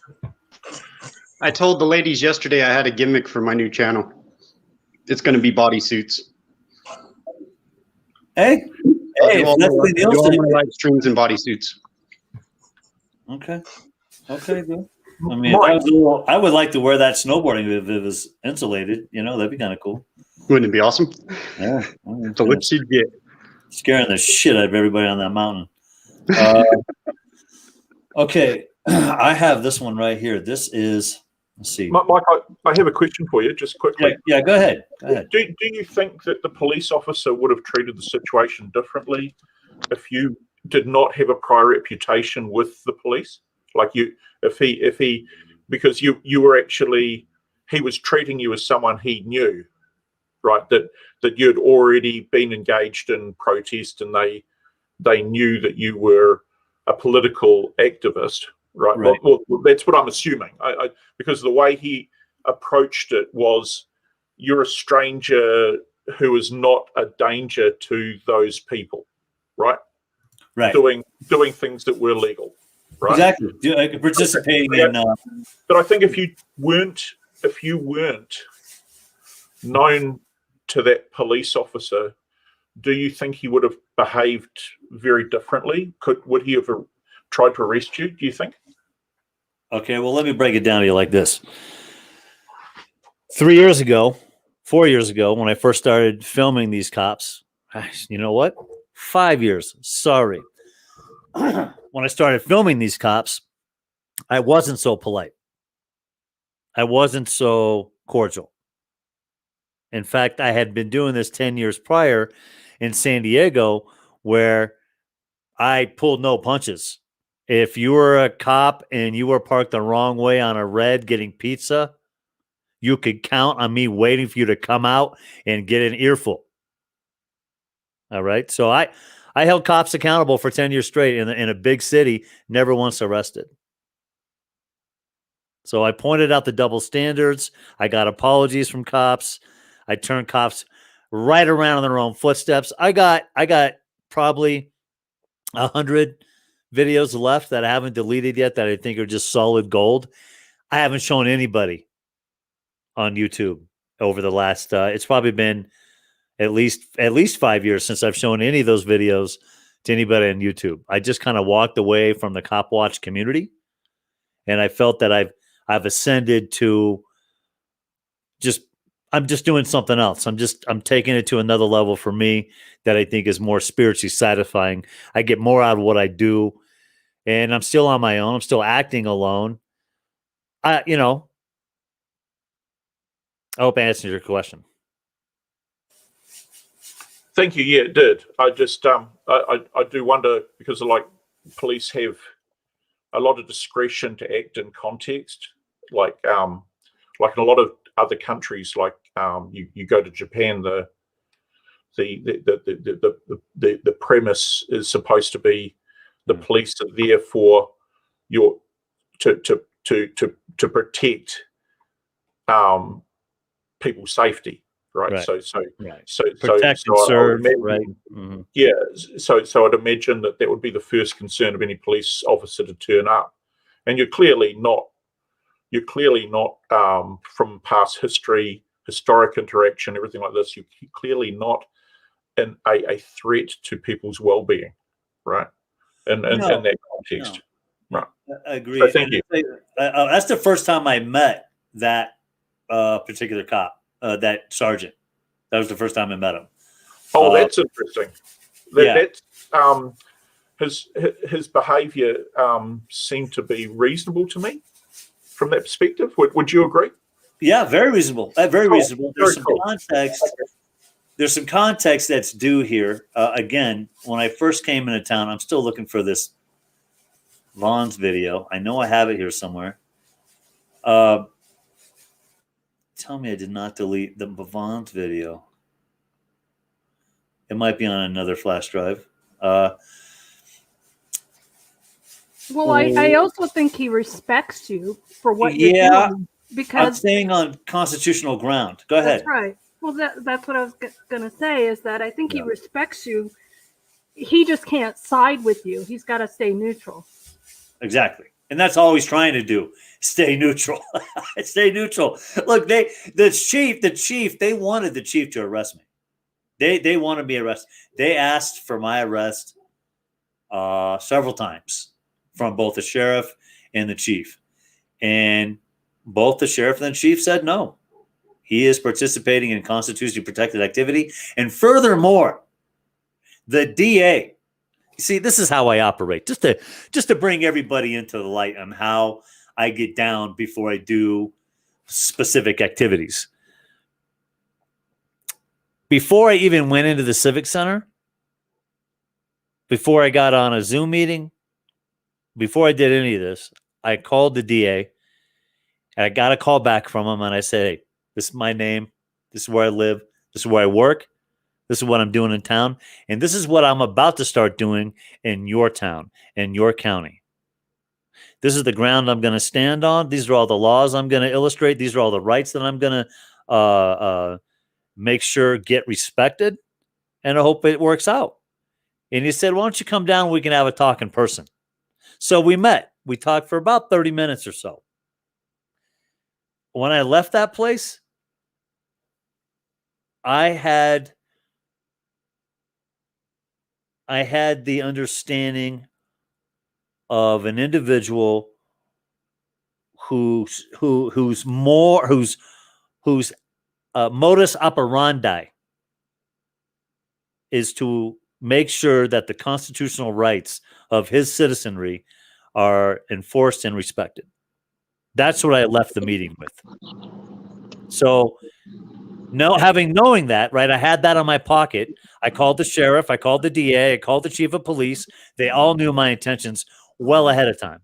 So I did a couple of marches, and then I said it wasn't enough. Then I hit up the Civic Center. I didn't tell anybody about the Civic Center. I just did it, but they knew what to expect. So the county, South County, there's obviously a sheriff's department and a police department. So before I started filming up here, I was filming down there as well. Before I even lived up here, I was filming down in South County. And those cops got to know me. Kind of the similar situation. I was going into juvenile probation areas, court facilities, adult courts, everywhere I was permitted to go. And I was doing auditing. I was doing post offices. I was doing it all. But I had heard about a scenario where some 70-year-old guy got tased on the sidewalk by the sheriff's department. So I went down there to cause a ruckus, to pick a fight, and I couldn't get a sheriff to come out and talk to me. So one day I call down there, and the sheriff himself gets on the phone, and he sets everything straight for me. Not only that, the dude turns out to be a constitutionalist. So fast forward to we are now. Many of the sheriff's deputies and the police officers of the agencies in the South County and the county that I live in, the North County of the same county, obviously, all these agencies, they talk to each other. There's all four of these agencies have had to respond to my activities at one time or another. All four of them. Never once been arrested, never once been detained. Never once detained. Because as you saw in my very last video, what's my first question? Am I being detained? It sets the stage. It does. It sets the stage. Am I being detained, and what is your name and badge number, sir or ma'am? It sets the stage. They act completely different. I'm telling you, they either go full throttle on you and you're going to jail right away and they just don't want to deal with you, or they're going to give you a whole bunch more room to work. And it's typically you're going to get more room to work. Mechanic, from a new auditor, a newbie, I give you mad props for your transparency and the way you approach the situation as far as getting in contact with the most number one person, the DA, because that's who's going to be prosecuting if the charges ever do come. But also going after the sheriff and openly going after the sheriff. I give you props for being transparent. That's awesome. A lot of these auditors like to play sneaky games and all that crap, and so I give you mad respect for that.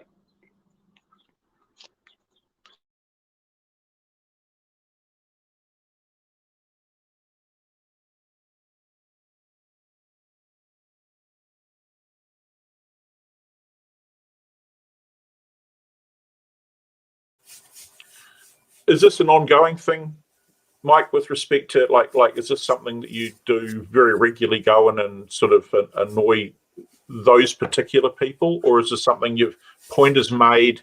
Point is made. Now I move on to the next place.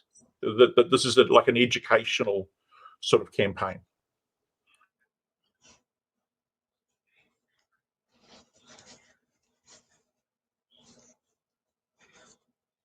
I'm muted. Of course, I'm fucking muted, talking to myself. Fucking goof. So, listen, this is not a one-time thing. I think that I'm going to go ahead and throw this out there. I believe that Trisha and Kim have seen most of my material over the last year, I would say. These two have been on multiple Facebook accounts. They've seen 3 channels wiped out by YouTube.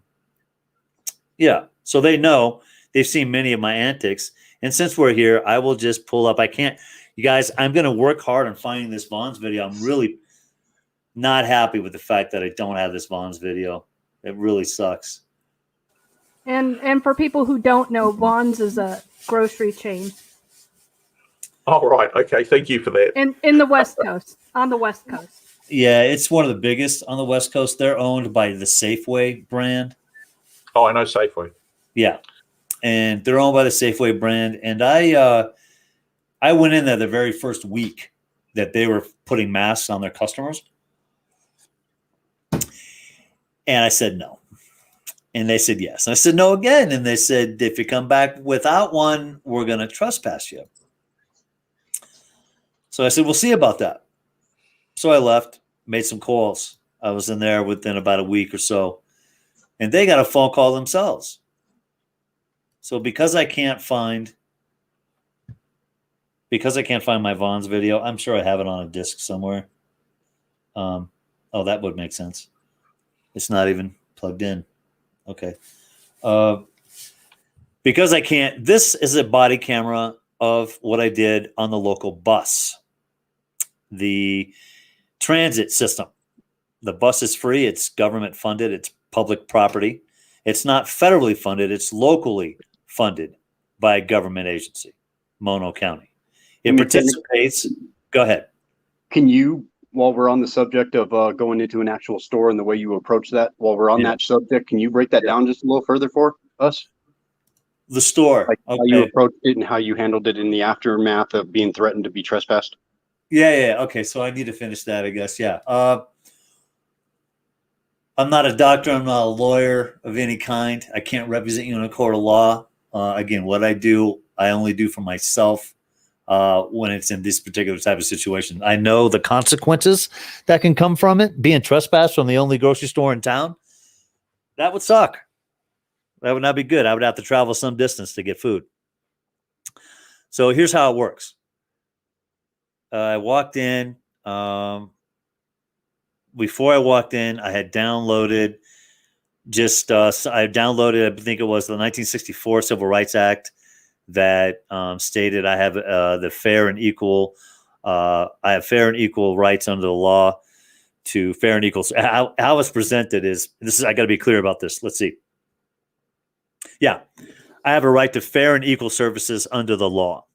And this was established in 1964 Civil Rights Act. And then it continued to where if you have a small business, understand this is how the law works in America. If you have a small business that doesn't in any way, shape, or form give you the right to make law, you can set policy that you can invoke within your own private property or private entity. However, there are discrimination laws in the book, and we are going to see cases. They're going to come to light. These courts are opening up left and right, and it's going to come to task. I can't wait. It's going to be a beautiful thing when it does. But you will see. You will see. You'll see what happens. You'll see the end game of this. So, anyways, I'm handing them a document with many of my rights on it. Then I have something I found. It's a legal notice. But again, you got to understand, when I had all this stuff, I would say, I'm not sure when it was, Kim, my hard drive just completely fried. I got to say that was January, December, right? fried the hard drive, computer was down, I lost all kinds of garbage from my hard drive. So that's probably where Vaughn's went as well. Either way, I did salvage most of my material. But either way, so the document I used is gone with my hard drive. Either way, I had a copy of it at the time I walked in. I hand delivered all the documents I had to the store director. And I told him, I said, you are obligated to stay within these parameters. All right? These parameters. Go ahead. Oh, sorry. I hate this because I don't know.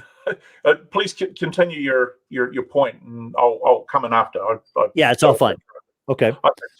So I just grabbed this for you guys just to show you, and it sort of leads on to another question. Like in this country, everything they passed after the COVID thing, they passed laws, and the laws laws relate. Citizens and companies have responsibility associated to level, right? And the level is whatever the government alert level is set in your area. So as a result of those laws, I, as a business owner, and I put red tape to mask docs, right? But as a business owner, I can be fined, God, thousands of dollars, right, by not having that sign on my door. Okay. Right. Okay, So I just blew it up. Yeah, I just wanted to show you. So there are scanning apps which are not compulsory, right? But the thing is that if I don't, as a business owner, right, display that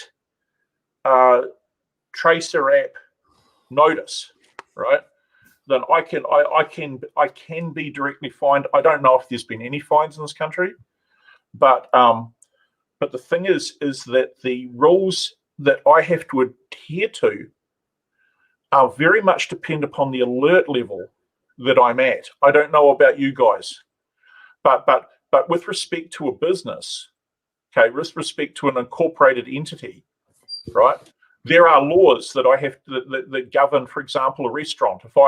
If we go to alert level 2, then and we're currently at 1, right? If we go to alert level 2 in this area, then basically I can't stand at the bar at the pub, right? I have to be seated. I have to be seated at the pub at the bar, not at the bar. Sorry, at a table, and I have to be served. I can't go up to do anything but pay to the bar, which annoys me. So, but. Oh, you can pay at the bar, but you can't drink at the bar. That's funny. Yeah, I can drink alcohol, but only at my table, right? Yeah. Okay. And so, but the thing is that if I don't, as a business owner, I've got to have that up. But it's not compulsory, right? But if I don't have this, I'm not allowed to be served. If I'm at, say, level 2 or something like this, the business is not allowed to serve me unless I'm actually, I actually write down my details in the book, right? For finding, for guide tracing, for tracing. But there is no, apart from the restriction on masks, there's no requirement for me to wear a mask except on a flight or in a public, if I'm in a public transport, right? And so it's quite interesting. I hadn't really looked at it until you started talking about it, but I went and grabbed this from my shed because I've literally got this hanging up on my shed right now, just outside the door. Anyway, I thought you guys would find that interesting, but it's you're at work right now. If you don't have that, you face a fine, possible arrest. More than that, if you're, say, a restaurant owner or something like this, and you're not strictly adhering to the guidelines, you could be put out of business, right? Or they take your license. You're done. They could. I'm not sure if that's been done, but I'm absolutely certain that they'd come down pretty hard on you, What about the little people who don't have a phone? Oh, they Can can. they not- They sign in. There's a requirement for a business to have a book that that if somebody comes in, they can actually they sign their details on a book, right?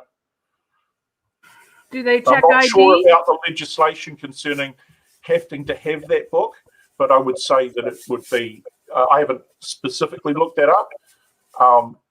I don't get many people coming here, so it's not terribly much of a problem. But I would say that if you're at a restaurant and somebody hasn't signed in, that could be a real problem for you, you know. And in sports areas, and when they are in higher levels, a lot of sports areas at all of the entranceways, you know, how sometimes you have to walk through a gate and then you walk through another gate and walk through another gate, that sort of thing. Okay. Sometimes you have to sign in or swipe maybe 3 or 4 times to get in to watch a sports game, right? Or go to training. And Depending upon do they check ID to make sure you're Jane Doe or John Doe or whoever you sign in as? If you've got the app, then they don't need to. I've never been asked for ID. Right, so nobody checks it. It seems to be by what's the word? You do it. It's not the honor system. Honor system. Good, Seems to be an honor system. Good little sheep. Good little sheep. You know. Oh, I get cold pizza. I'll be here, but I'll be listening. Okay, sounds good. All right, man. We'll be around. All right. Let's go back to what am I looking for here? That right there. There you go. Okay, so I got this body camera footage from the bus. I got on the bus not too long ago. This is back in February of this year, February 21st, 2021. 2/20/21. How about that? 2/21/21. Damn, how about that? Holy shit. All right, here we go. Let's check it out. And my screen. Should we go full screen? No, that's good. Yeah, that's good. Should we go full screen? Nah, sorry.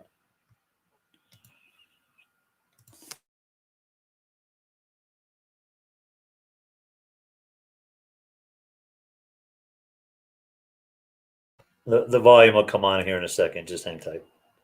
Oh, by the way, if you're on Twitch and I can't see you, I can't add you as a friend. So at least say hello to me so I can add you as a friend on Twitch. Hello. Okay, so that tag right there, this sergeant, this is the same sergeant that responded to the Civic Center call. All right. Lori, welcome to Twitch. Welcome to my first Twitch broadcast, Lori. Good to have you. All right. Is on the bus? Gentlemen. Good citizen, how are you? I'm good, sir. How are you guys? Good. How's it going? What's going on? Well, Why they did we get failed called? underneath the executive order. They failed to ask me if I even had a condition. So what happened? They want me off the bus just for not wearing a mask. They didn't ask me any conditions. They didn't ask me why I was on here without a mask. They failed on all counts. Okay. And I received some kind of ridicule by these, well, I would call them fans, but passengers. And if you could let all of them know, this is nothing against them. I'm here to participate in constitutional activity. And I feel that I'm protected underneath the Constitution. Yeah. And they, by that executive order, they are required to ask me if I have any conditions that would result in me not wearing a mask, and they failed to do so. So how did the whole interaction take place? Before I even had the mask off, I was asking her if she had ever read the Constitution politely, and asking her if she knew about any laws or this and that, just kind of seeing where her education was as far as laws and constitutional rights and the order. She has not even read the executive order. I doubt her boss has read the executive order.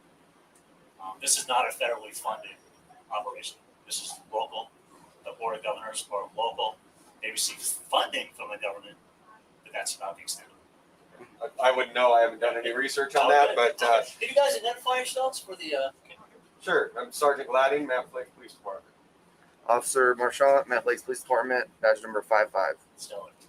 So what I'm going to do right now is we're going to go talk to her, and we're going to see exactly what she's asking. She's asking me to leave the bus because I'm not wearing a mask. Okay. So, And I don't She know hasn't what her policies or what her bosses or anything like that have said. So there's always two sides to every story. Absolutely. I'm going to go get the other side. All right. I'll be right here, gentlemen. Okay. I figured you would. Were you the driver? What happened? He got on with a mask, started talking to me, drove all the way up from, I think, stop 15 or 14. And we got here, I started loading passengers. He took his mask off. I said, you need to put your mask on. He refused. I called my boss. There's a notice down there that says if people refuse, call the police. And I got everybody off the bus. Do we have another bus that's going to be coming? Another bus that is can pick coming. these people up? Excellent. Yeah, we're a transit company. That's what we're Yeah. I just want to make sure that Max my will be people here. here aren't going to be here forever. Because I can tell you we will be. Excellent. Excellent. Is this guy going to get off the bus? No, he's not going to get off your bus. So what do we just share this? Well, Share. the first thing I wanted to do is find out exactly what your guys' conversation was, what you asked him to do, what his response was. That way I have the whole Said he story. had to put his mask on. This is not my first time talking with this gentleman. Oh, Okay. Well, it's all been recorded because this bus has. Oh, and audio trust video. me, he's recording. We're probably live on YouTube right now. Okay, so that's okay. That's part of the I didn't course. say anything. That's okay. You don't have to worry about saying things as much as I do. So, Oh, okay. So no, he's just No, gonna he's make sure it's he's on going to YouTube. record. Yeah. So this is kind of par for the course. It's probably. pay attention to this dude over here in the yellow pants. This guy wants to insert himself into this situation. This dude turned out to be an appellate court judge out of Ventura County. And yeah, you could see him. He's on his phone. He's going to put that away. Then he's going to reach into his pocket and grab a card. Yeah, listen to what he says, this fucking piece of work. All right.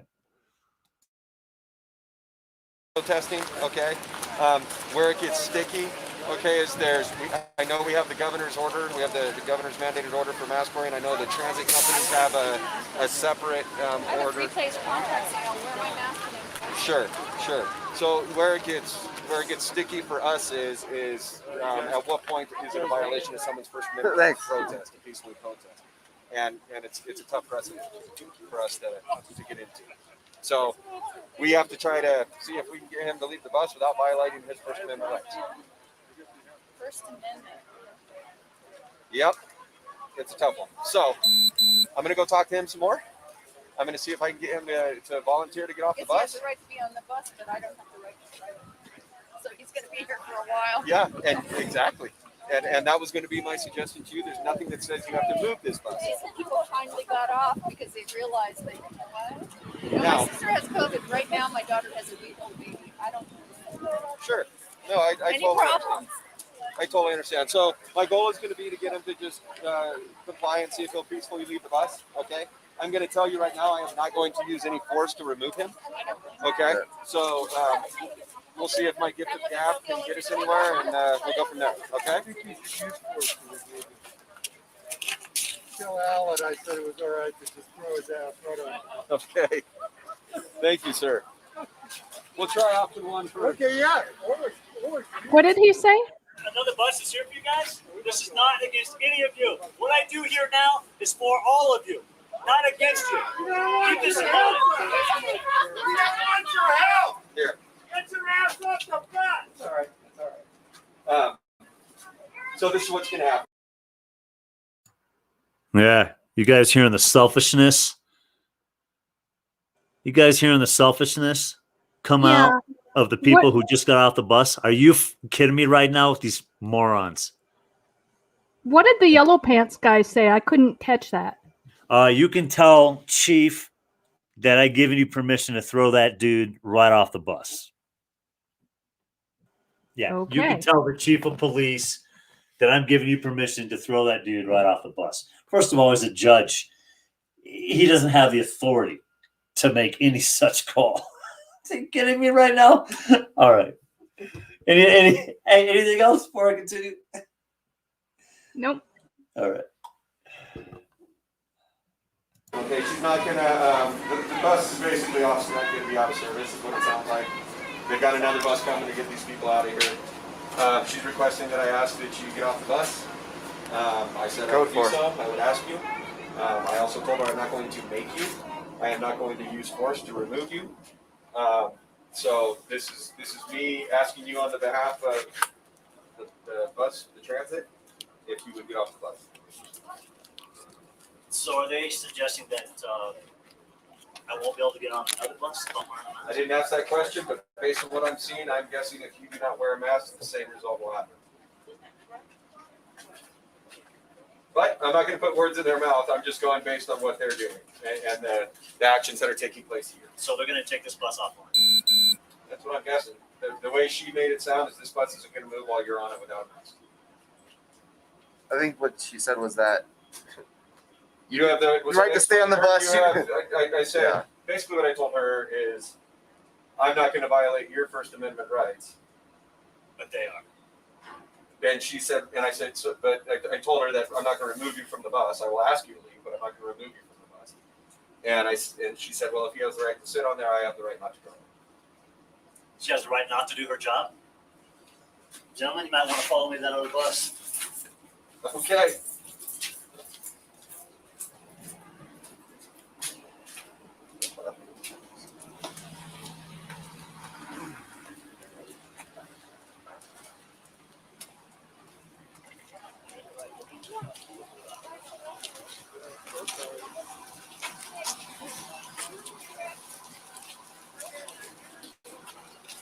Won't take it.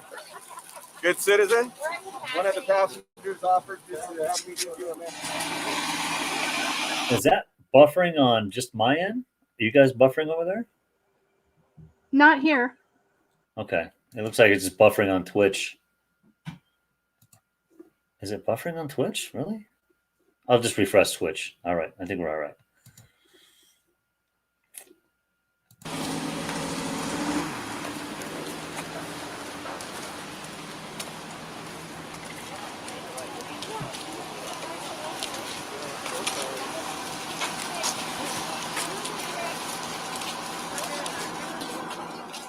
Won't take it.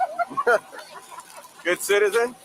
One of the passengers offered to have me give you a map. You tell that passenger I appreciate the thought. Okay.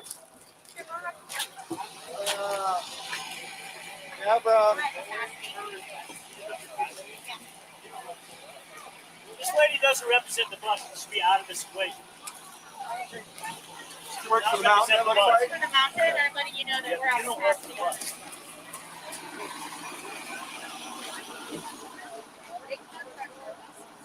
She's not an employee of the bus. She does not work for ESCO. But if that bus is at capacity, that's fine.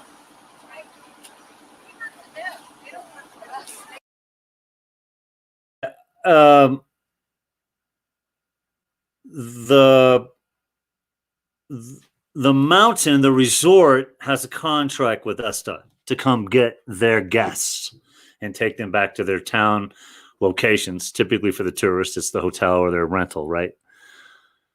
This broad right here, she's a mountain employee, right? I ran into her in Vaughn's the other day. She saw me without a mask. She just hauled ass out of Vaughn. This is hilarious. Ah, you dumb broad. Everybody's led by fear. All these people are led by fear. This chick, her daughter just had a baby. She's a grandma. She's afraid. She's afraid. She's afraid. Another afraid. Look, I'm the only dude out here not wearing a mask. Look around me. The only dude. Look around. You'll see the picture. It's just insane the way these people are behaving in here. They never sanitized the bus, by the way. When I got off, they immediately loaded it back up and left. Yeah, no sanitizing. I'm such a threat. Okay, tell you what. Park the front of the line. Which is, they do have a clause for capacity. They do have this. I kind of figured this might be the case. Okay. But I had to risk. I had to check my battles here. Yeah. Okay. They're gonna load this bus up now. That's not a capacity. Why can't you arrest him? I don't understand. I'm not breaking any law. He's not breaking the law. law. So these things put us in a real tough spot. Debbie, you are violating my first amendment right to be. It's You're violating my constitution. no. He's not. She can't. He's not stopping her. Now, if he's standing in front of the bus and not allowing it to leave, that's another ballgame. But he's not standing on. He's not blocking the bus's path to drive. If he was doing that, then there would be a law that applied it. At this point, he's protesting the use of a mask. Yeah, I haven't been trespassed from the bus, so if I put this mask on, she's got to let me on. It's private property, or it's public property. She has not told you that you're trespassing. I've not been told I'm trespassing from this bus. Would you like us to ask her that? Yeah, let's find out. Did she told you she contacted her supervisor? Has her supervisor talked to you yet? No. Did you only talk to Deborah? So, I just want to make sure. Now, if he had a mask on, would he be allowed to? I can get on the bus with a mask? So you are trespassing me solely based on the mask, correct? I am entitled to this fucking answer right now.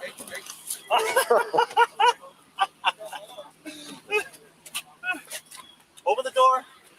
I'm not coming in. Tell her I'm not forcing my way in. He's not going to come in. I'm not forcing my way in. He's not going to force you in the But bus. you need to answer my question. Are you stopping? She's not answering my question. She's not answering her question. Well, you can get on. You want to get on the bus? I'd like to. Oh, hold on. You got to tell me why I'm being trespassed. Well, from what I can see, For not wearing a mask. That's what I can see. So, From what you can see, I've been trespassed for not wearing a mask. did you get on there? That's what it appears. It's over for you, bud. Another reason. I did ask if you put a mask on if you could. He said yes, but at this point she can't be sure that you would keep it on. Can't blame her for that. So that's the answer I got. That's where we're at. Folks, we're here with MLPD. Today's date, the 15th. 16th. February 16th, 2021. I have been denied access to public transportation for solely not wearing a mask. Folks, stay tuned. You're recording those? Both of them? Yeah, body camera's always on. What? The body cam? Yeah, My body cam's missing. Gotta have the bus out. All right.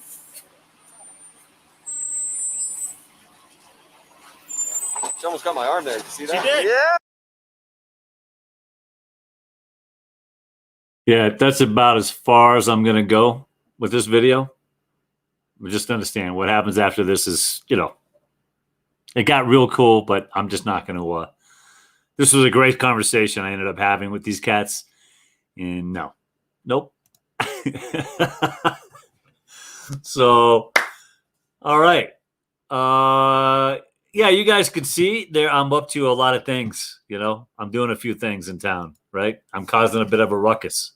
So, Trisha, Aiken, any final comments before I end this broadcast? Thank you for having me up. I look forward to hearing more about the monopolistic controls and the amendment. Okay. Yeah, well, that's going to be Thursday, 1 o'clock Pacific Standard Time. And we're going to talk a little bit about that 14th Amendment. I think it's a big deal here in the United States. That 14th Amendment is responsible for the modern day enslavement of every man, woman, and child in the country. That 14th Amendment gave voting power to corporations. They have a tremendous amount of wealth, and they put money in the pockets of politicians via a lobbyist.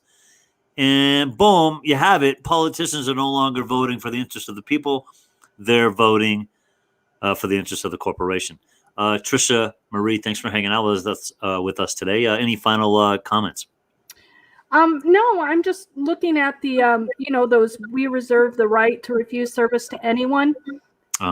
Is that only for private? Or is that for public? That's private. So they can do that. Yeah, privately they can. Over the mask, though, that's the problem. If a private business says, no, we just don't want to serve you, you got to go, that's cool. Because you're not wearing a mask, we don't want to serve you, that's when they become liable. Because you don't have the twist, we don't want to serve you, go get the twist and we'll serve you. That's when it becomes discrimination. And we're about to see this type of stuff, fly to the surface in court. Yeah. Mm-hmm. Yeah. So I'm just wondering where that line is. Because it's coming. They're going to start asking us to prove that we've had the twist. And you won't comply, and many like us won't comply. It's imperative that as many people as possible realize that the moment they stop complying is the very moment all of this goes away. Right. So what you're doing is a great service. You're helping us to know where the line is, what our rights are. So I appreciate it, and that's all I have to say. Yeah, no question. Jump on the panel anytime. We'll do this. We'll do this again. Kim, Heather, and Trisha, and I believe Nan M. I think you're somebody I know. You said your name once before. Aiken, again, thanks again. We have Lori in there from Global Watchman News. If you haven't subscribe to her. Global Watchman on Twitch, Global Watchman News 1, 2, and 3 on YouTube. I think she's also on Facebook with the same name. We also have, let's see, she is on, you can find her on Facebook. She has a Facebook page here. Let me get this right. I know it's exposing, come on, I want to get it right.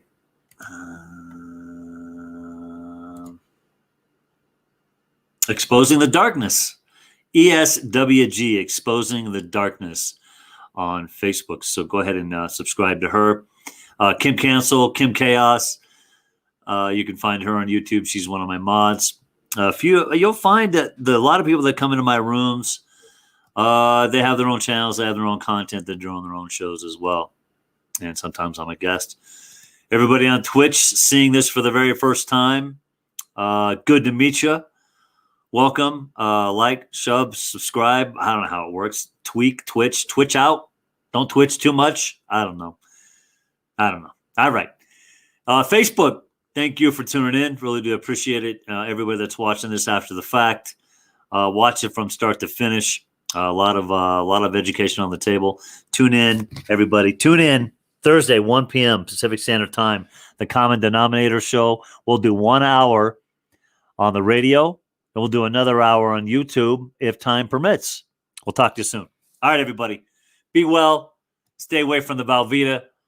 Always go for that aged white cheddar. Take it easy.